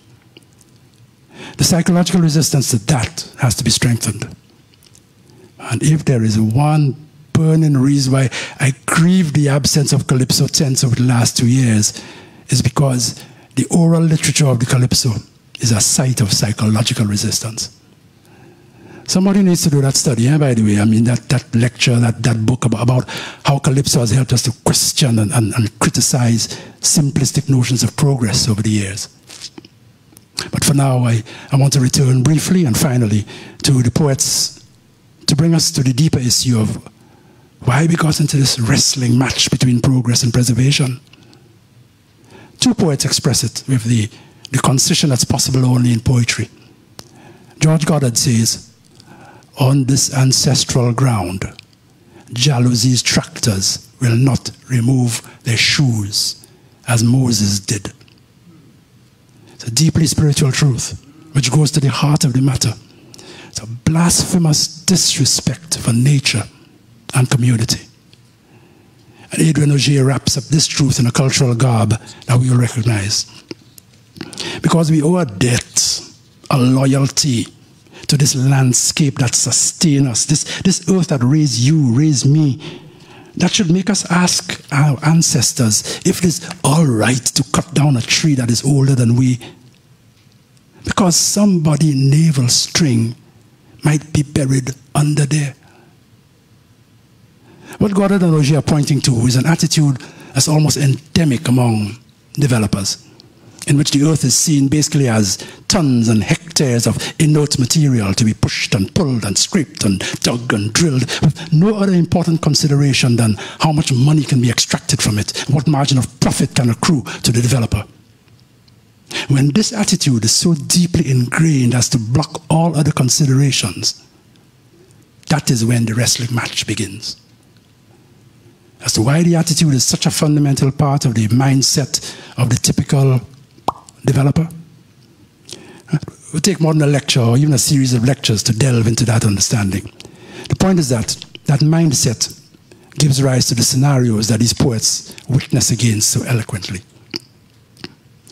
The poets who have been creating this word mural that we just looked at are not consciously politically ideological to the same degree. They may not even all call the system by the same name. But for me, the system has a name. It's capitalism. And it has a nature, omnivoraciousness. And I'm not speaking here of the greed of individual persons, although that's one of the necessary factors to keep the system functioning. But even if an individual is not personally greedy for material things and not power hungry, a decent person, the system requires for its maintenance, for its very survival, a constant increase of goods and services, regardless of their social value. And if that relentless increase of goods and services, which is measured in money, requires the involvement of decent, well-meaning people, they'll be absorbed into it, regardless of their good qualities. In fact, it will use their good qualities. If it requires cannibalizing the earth, eating the flesh and drinking the blood of our mother, then that is what will happen. It is what has happened for centuries. It is what will continue to happen until either the system is changed or this cosmic being, which is the earth, heals itself of the cancer metastasizing through it, country by country. Now, understand me here. I know that capitalism is not an unmitigated evil. I know that there are benefits, technological, social, political, etc., that have come with it. But I do not believe that it is the only type of socio-economic system which could have produced it, or which can produce these benefits. However, the real crux of the matter is that its very nature makes it incapable of solving the monumental problems that it has brought into being with these benefits. Capitalism cannot stop being what it is. It has had more than 400 years to help bring into being a society of justice and equal opportunity, satisfaction of the basic needs of food and shelter for all. And it has consistently not just failed, but actively worked against these being achieved. In our time, the material resources to achieve these are not an issue. The earth has the resources to not just support us, but to enable us to thrive if we live in a certain type of society. But capitalism did not come into being to create this type of society. And we, in the colonized world generally, and in the former slave societies especially, we know this. This is knowledge in our DNA from generations, centuries of bitter experience. Every step towards a more just and humane society has been a result of unremitting struggle, sometimes involving violence. That tells us all we need to know about whether we can realistically work together, work towards ecological and social harmony within this system. The demand of beauty, its invitation to harmony, therefore, is ultimately calling us to another kind of society. One which does not demand the disfigurement of landscape and socioscape, the destruction of natural beauty and community. Labels that we and others may use for this new society can be helpful if they push us to clarify what the features of that society should be. But finally, the labels are not that important. First thing I think is to recognize that this new society isn't all that new. It's been there in the interstices of the official main society all along. During slavery, during the immediate post-emancipation period, during the emergence of the modern Caribbean, and in this era of subtle economic and cultural imperialism. It's always been there. Some of its fundamental values and practices are a contradiction of classic Western capitalism. And although it has adapted, it has never vanished, it's never become extinct. One of its distinguishing features, so easily taken for granted, is the philosophy and practice of what in St. Lucia we call kudme. Lately I've been reading the master's thesis of someone who gives me hope that I will see at least some fuller manifestation of this new society in my lifetime. The person is a political science student, a teacher, a social activist, and I wish she could have been here tonight. Raisa Joseph. And her thesis examines the principles and practice of Kudme in St. Lucia and in some other Caribbean countries where it's known by a variety of names. She sees in it a model for a new type of governance, of government, and therefore a new type of society. One with a greater likelihood of harmony between ecology and social framework, between landscape and socioscape, something that we can truly call development. It's easy to romanticize this vision. It's also easy to wrongly label this vision as romanticism. At the heart of it is the urge for survival, not as an individual, but as a group, a community. What Raisa does with painstaking scholarship is to show how the spirit of Kudme was what enabled the formerly enslaved to create communities in post-emancipation St. Lucia and elsewhere in the Caribbean. Everything. I mean, building a house, clearing land, growing crops, meeting the expenses of burying the dead, starting a small business. Everything depended on that spirit of Kudme being kept alive, practiced as a normal part of living.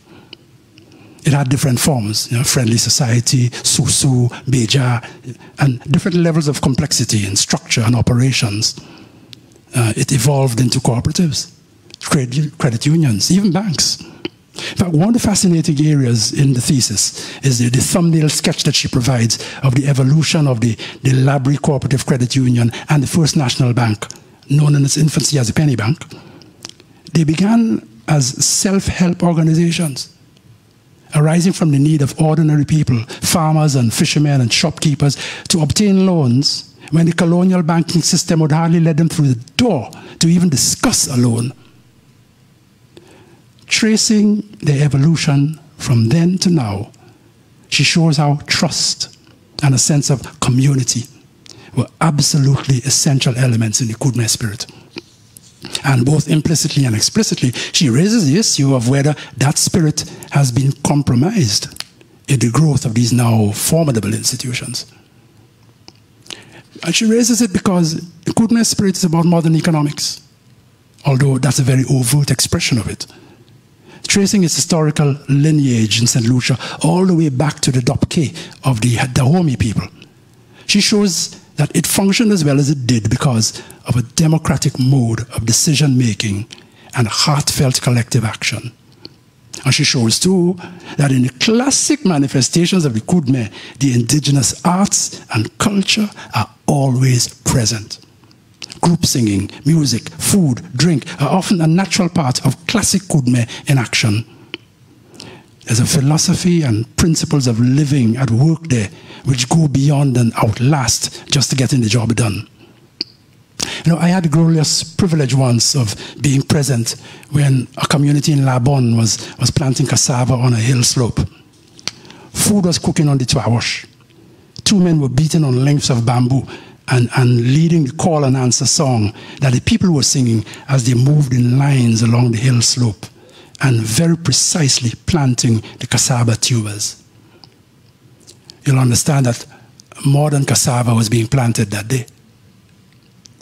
As I said, it's easy to romanticize all this, but it's also easy to wrongly label this as romanticism. Derek Walcott says in an essay, once we lose the tribal duty of help, the Kudme, we lose spirit, then a country.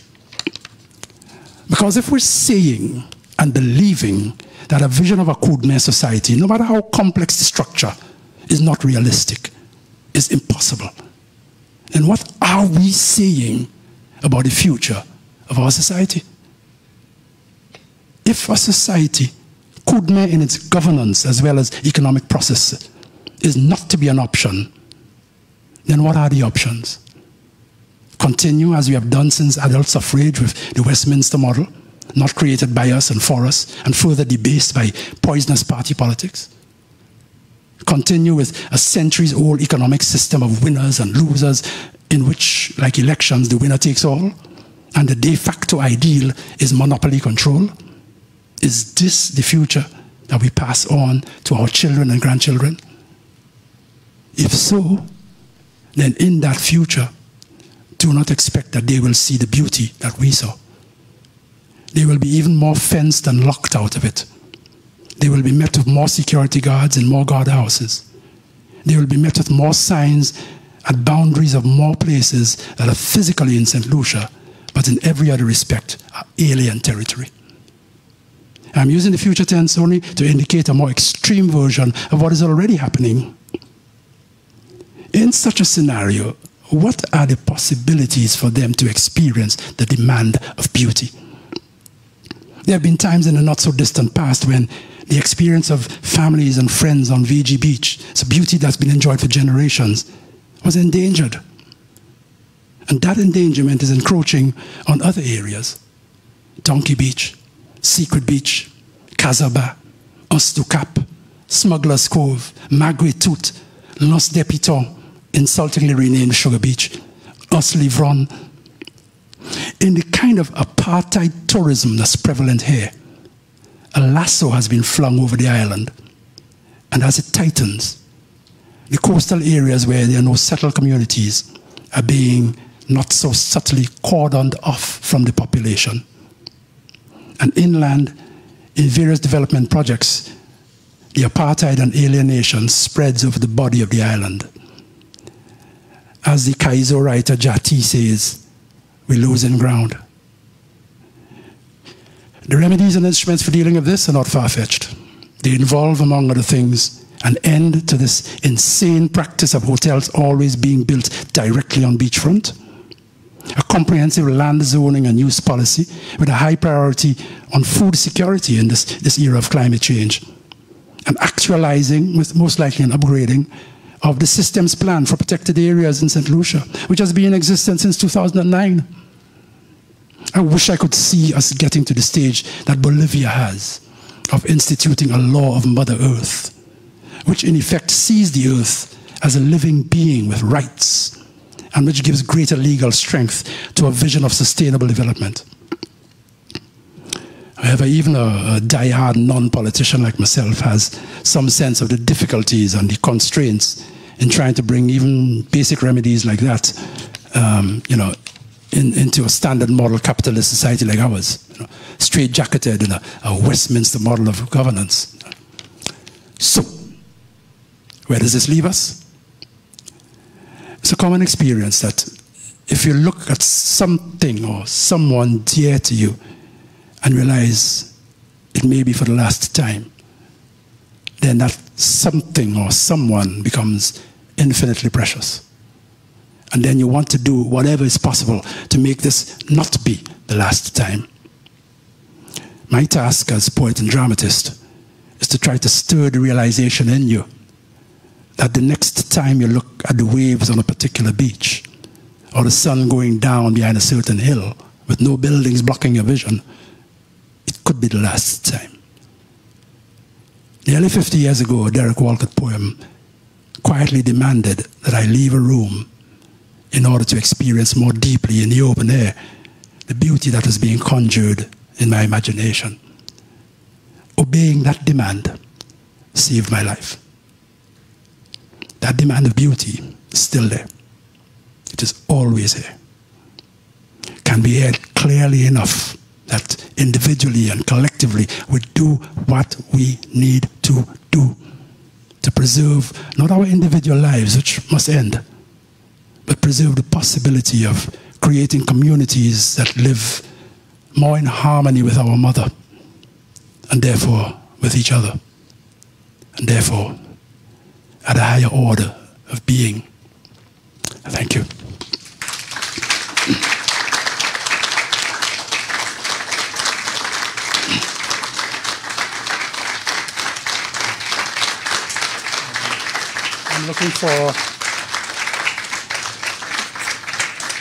I am looking for the MC or someone. Oh, sorry.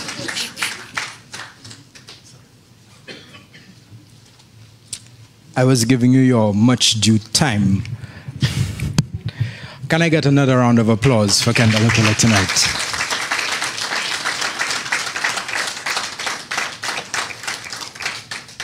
This lecture was not just a lecture, it was a sermon.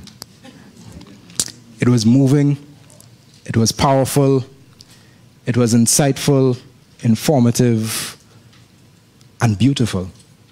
And we thank you for it.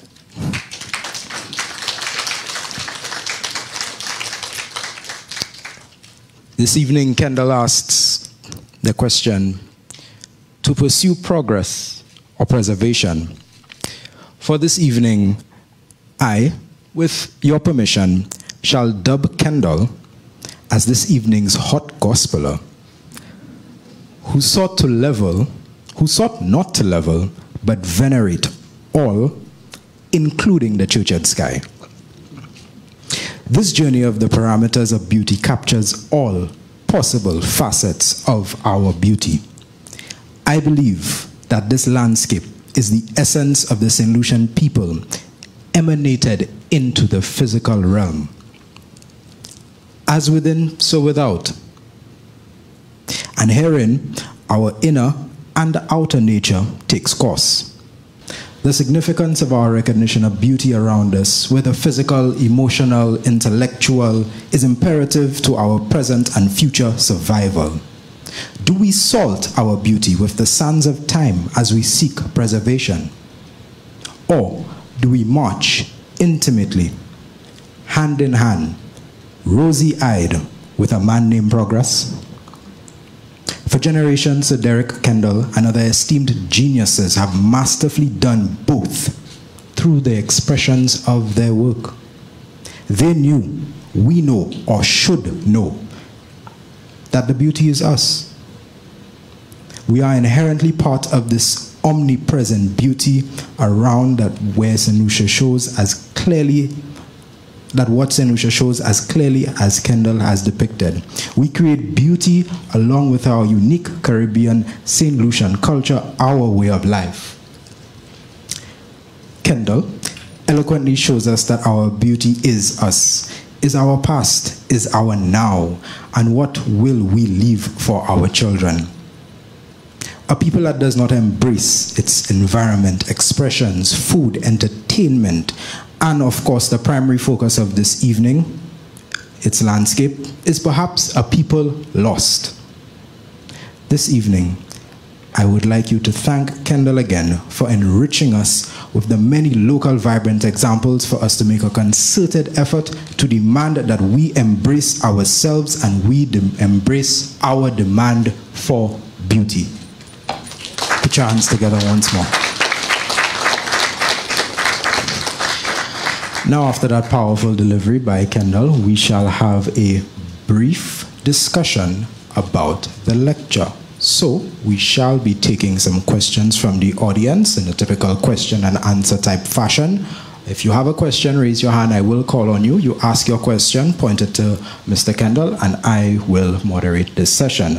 To begin, if you have a question, you go to the mic. There's a mic pointed on either end of the crowd, to my left and my right, and to the center section as well.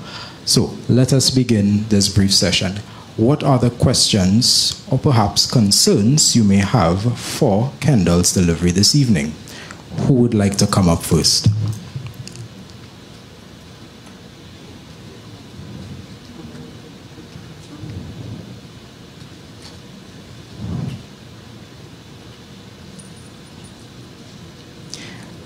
Kendel had spoken a little bit about preserving our history, and he asked the question.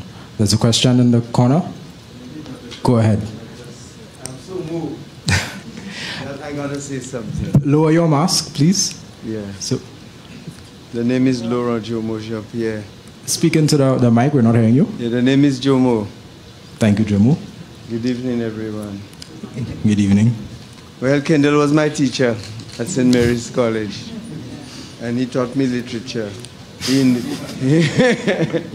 introduced me to fuckery with the world, with all its worthless and senseless ambitions. Remember that? And tonight has been a treat. So my teacher, everything is new now for me after your lecture. My mind is new.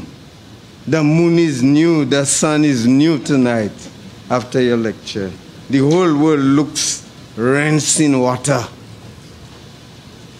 washed in the rain. I leap and dance tonight in my soul. Inside me, energy that creates and sustains the universe or the island. I really, really, really like, I was, moved. My teacher, you put a lotion on my eyes tonight that dissolved all the cataracts. And now everywhere I look, I see beauty. Merci and shy. Merci and shy. Merci and shy.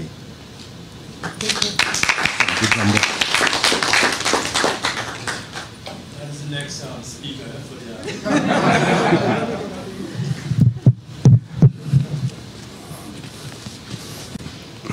A man who needs no introduction. Good evening, everybody. I don't want to interfere with the theme, the messages, the lessons from Kendel. Fantastic. I appreciate it, Kendel. Blessings. Okay. I want to hail Kendel. I want to hail Kendel. What we experience here tonight came from a long way back. What we experience with Kendel about ourselves, experience with it. There was something underneath Kendel. I've been following Kendel's poetry I have told him that he's my favorite St. Lucian writer. I think technically he's just amazing. He's just amazing technically as a writer. And from his lecture too, you could see his eye for observing and getting out and writing and putting it into words. Kendel, I want to pray for strength for you and art in St. Lucia, that it continues, because it is so important. Behind the lessons and all of this, in the middle of all what you were doing was pointed us to the importance of our artists in this development and preservation, the importance of our artists on the vanguard of it. And so I want to pray for strength for you and for our artists. There are a few little lines, and you quoted lines from so many poets everywhere and so on. I felt a little left out, so I'm going to put my lines in there, in your thing tonight.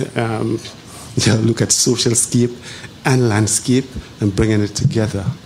I want to pray that your works of art and our works of art keep flowing and flowing like the broad river, which never goes, except it dries, and the land is thirsty, and a scar runs across the people. Thank you, Kendel.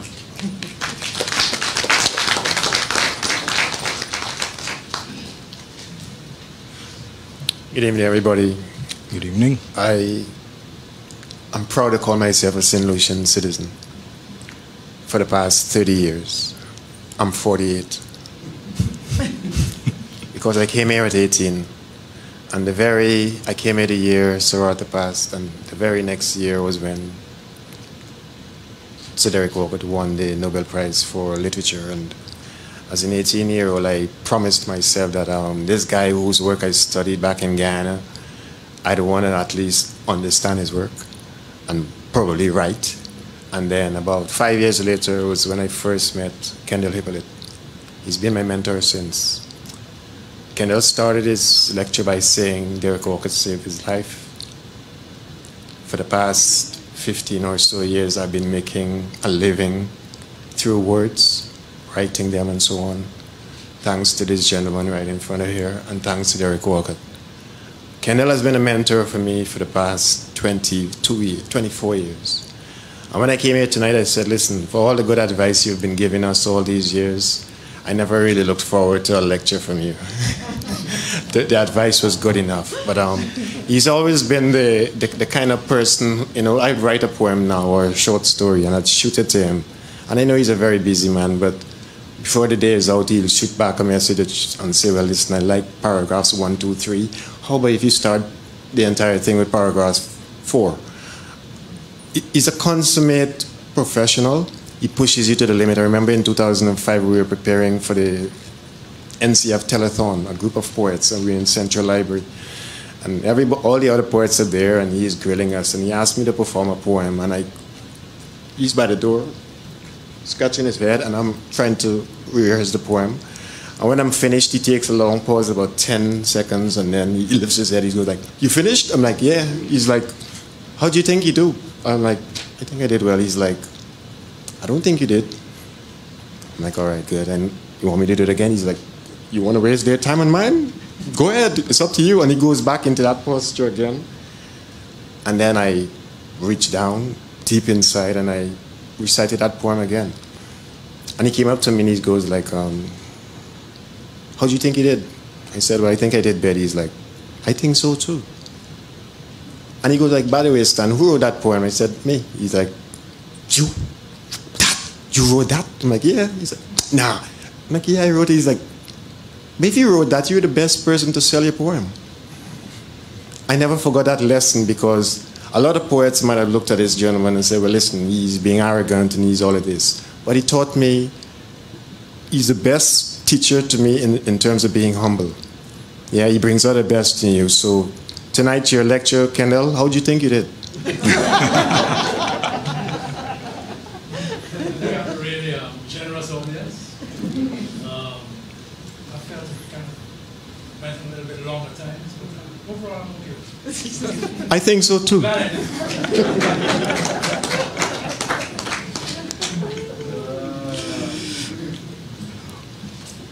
Good evening.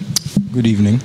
I want to start off by, of course, expressing appreciation for such a masterful presentation.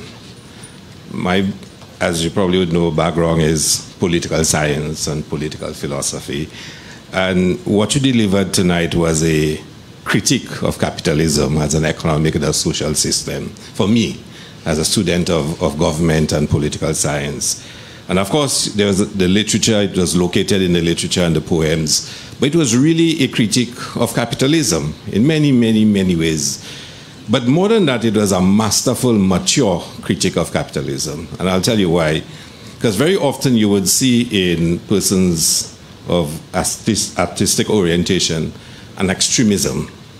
And you were able to examine between preservation and progress and a balanced understanding of the necessity of both, and why we must find a way out to ensure the survival of ourselves as a people, as a society, in our developmental thrust. And at one point I was wondering whether you're going to go to the romantic side and say, preserve everything. But you didn't do that. But surely you would not go the other direction, which is let progress, go unrivaled, because that's capitalism in its essence. So I have a couple of questions for you, because capitalism by its very nature is avaricious. It wants to consume everything, and you outlined that, you said so. But capitalism has also taken the institutions and served for its own purpose. So we saw the growth of trade unions, political parties, that really killed the revolutionary spirit of the rebellion people in the 1930s.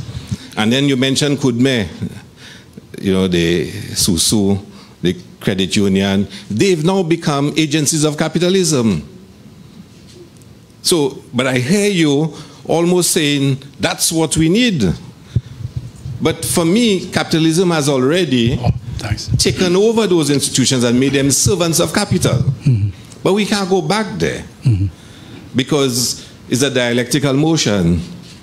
It's the evolution that takes place. And capitalism is exactly that, and it has its own contradictions, yeah? But can we go back to those institutions that are now serving capital?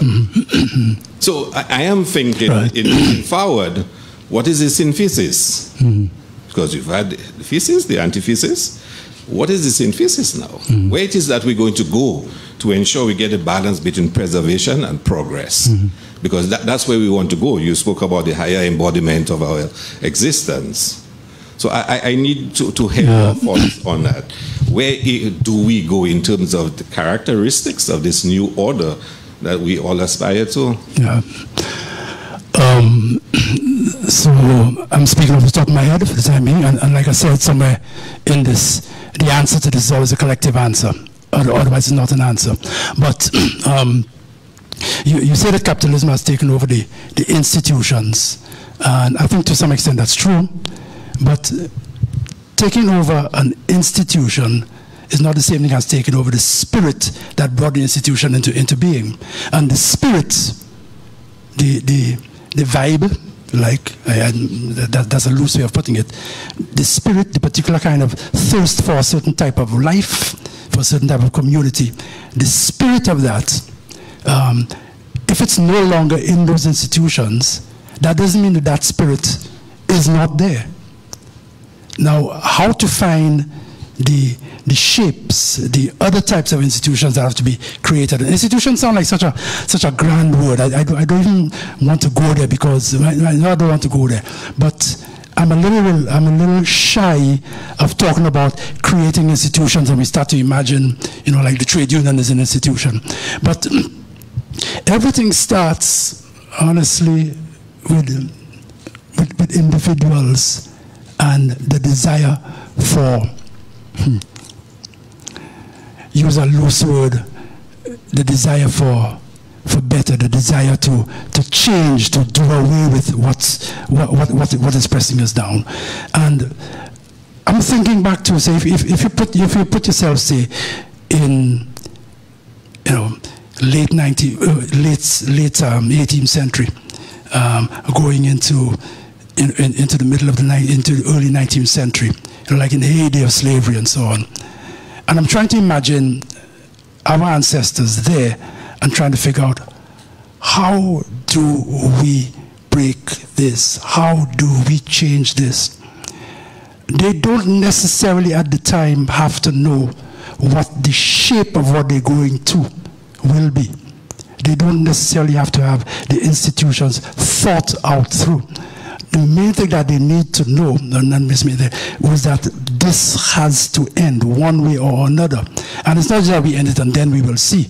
But I think when that is, when that desire is burning enough, is strong enough, then the question of the question of what is the shape of this new thing that we're going to do, honestly, I think it becomes secondary. So I don't want to sound like I'm dodging your question. But for me, the fact that, and Raisa herself says it too, I mean, she does say, has the Library Cooperative Credit Union, is it still an example of Coudme? Is the First National Bank, is it still an example of Coudme?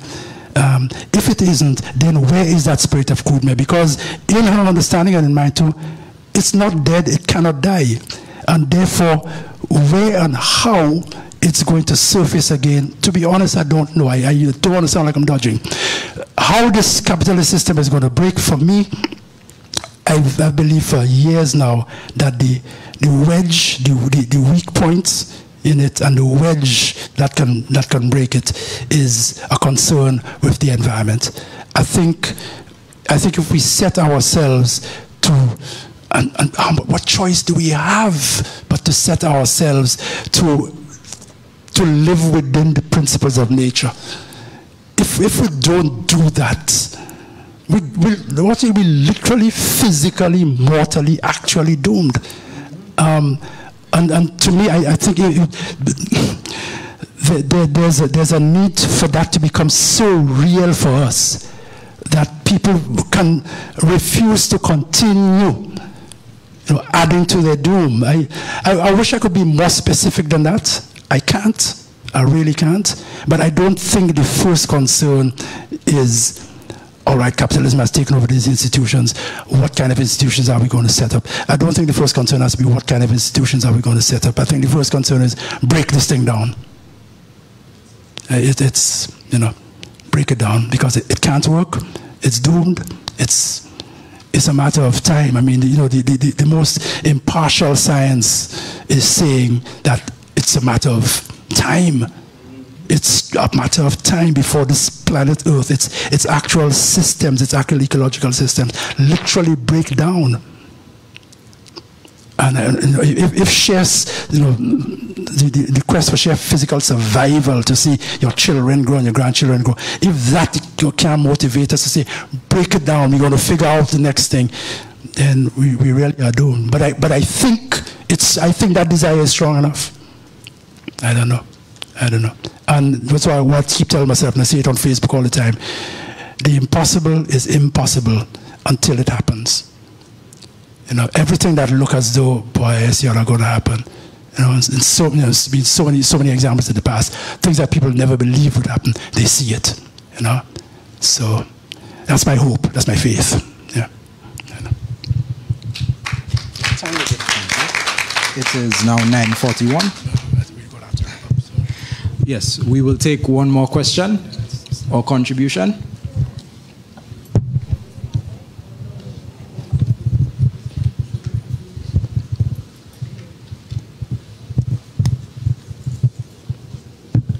Honestly, I just wanted to thank you for actually fully expressing the voice of people, especially young people like me, who are actually having conversations about putting money together just to get a loan to own a piece of the land that we have, you know, that says, people say that I'm a solution, but I cannot even afford, with my minimum wage job, to own any piece of this island. So thank you, honestly. Thank you for fully voicing what at times seems like a rage that I have when I look out and I see all the development that I do not have access to. Thank you. Thank you. I just want to piggyback on Kendel. I can't keep silent about it, so I just had to come and talk about it. I met the late Desmond Tutu in South Africa as a student, and we were having a seminar, and I asked him, Dr. Toots, and I'm addressing Brother Hiller's quest about the synthesis of the whole thing. And I said, did you all sacrifice justice on the altar of peace? Because at Steve Biko's funeral, he said, you cannot be reconciled with your dog. You have to there must be reasoning, and if people you recognize, when there's reasoning, and people are on the same page and so forth. So I asked him the question, and he looked at me and he said, young man, what's the alternative? And that is what Kendel is trying to say here. What is the alternative? The road we gone there is doomed. That's where it's going. That is where we there already, climate change and all of that. So what's the alternative? We have to try something new, because that thing ain't working. What we have there ain't working. It ain't working for the youth. That is why they're killing one another and all of that is going on there. That is part of it, you know. That is part of the, you know, the breakdown of the whole society going on now. I go to the ghetto and fellas tell me, boy, you're Makume man, you know what's going on. You know, it's a war. We can't eat.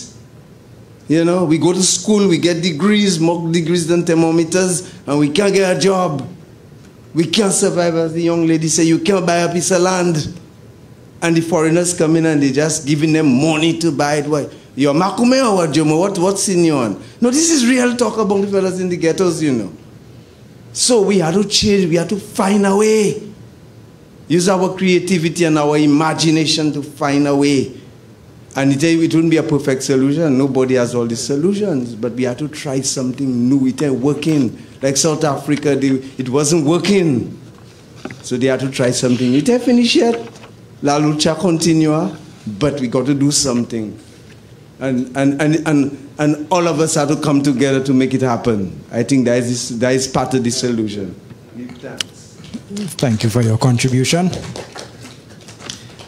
Before we close, I would like to make two special announcements. The pictures that you have seen this evening, that have been on display this evening, are for sale and were painted by Derek Walcott's son, Peter Walcott. So if you would like to purchase, you can speak with the three pictures. Two. These two. Okay, these two.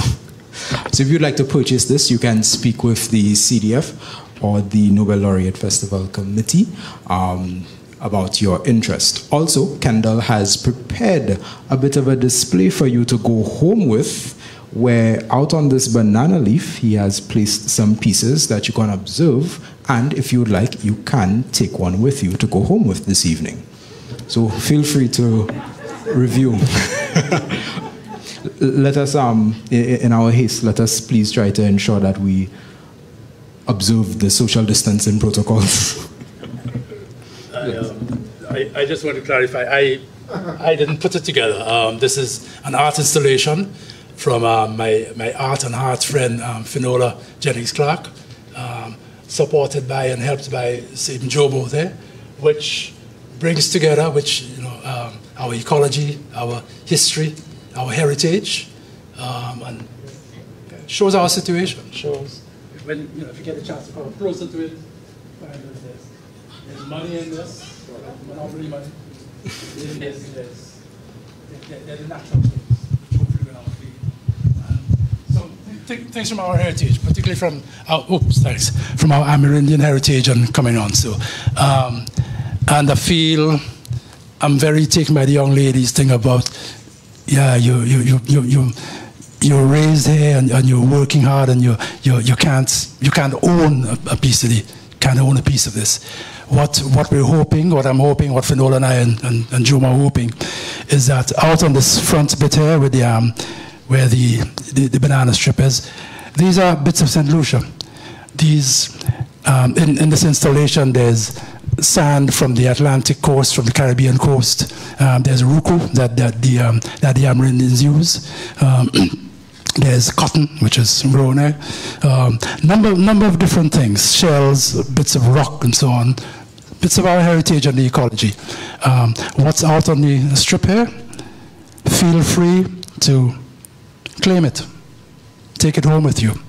Let it remind you of, well, you choose what you want to take on to try to make the difference. But if something from here that you pick up can remind you and help you to keep faith, to hold on to a resolve, to do something, then by all means feel free. It's wide open. So thank you so much. It's a lovely vibe with everyone here, so I really appreciate the presence of the Prime Minister and the Minister of Tourism. It's very, very rare for an occasion like this, or any occasion involving the arts and so on, to find ministers of government. So I'm deeply appreciative. Give thanks. Earlier, Kendel, you mentioned that you had a very generous audience tonight, and you are a generous artist.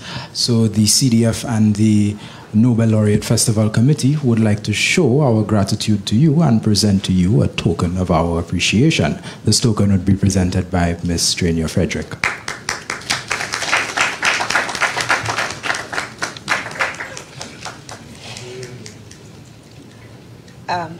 Kendel, for me, is also a mentor in the arts. I started doing directing when I was 18 years old at the Lighthouse Theatre. And he was the first person who believed in me and gave me an opportunity to direct a production as a young person then, at 18. And that was my first sort of introduction. And I remember sitting and blocking the play with him.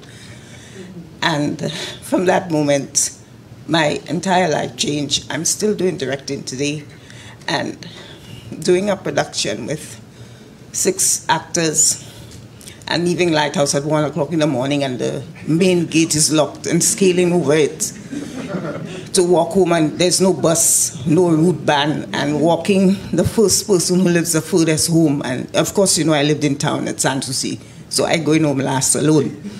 So for me, that grounded me in an experience of community and being supportive to others and helping. So thank you, Kendel. I can't believe I'm crying in front of everybody.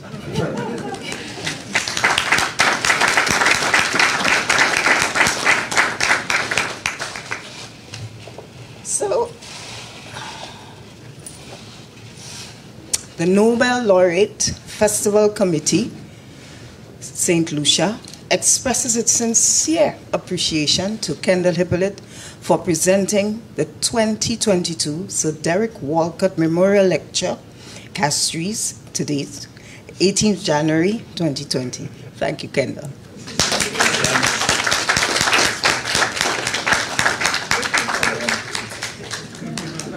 Yes. Give thanks. Give thanks. Thank you again, Ms. Frederick.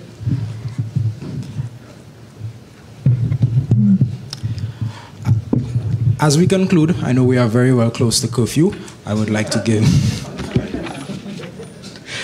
some special acknowledgments as we peruse the art display onto the left, and as you make your way out, I'd like to say a special thank you to the chairperson, Dame Paulette Louisy, and the Nobel Laureate Festival community, Sigrid Nama, and the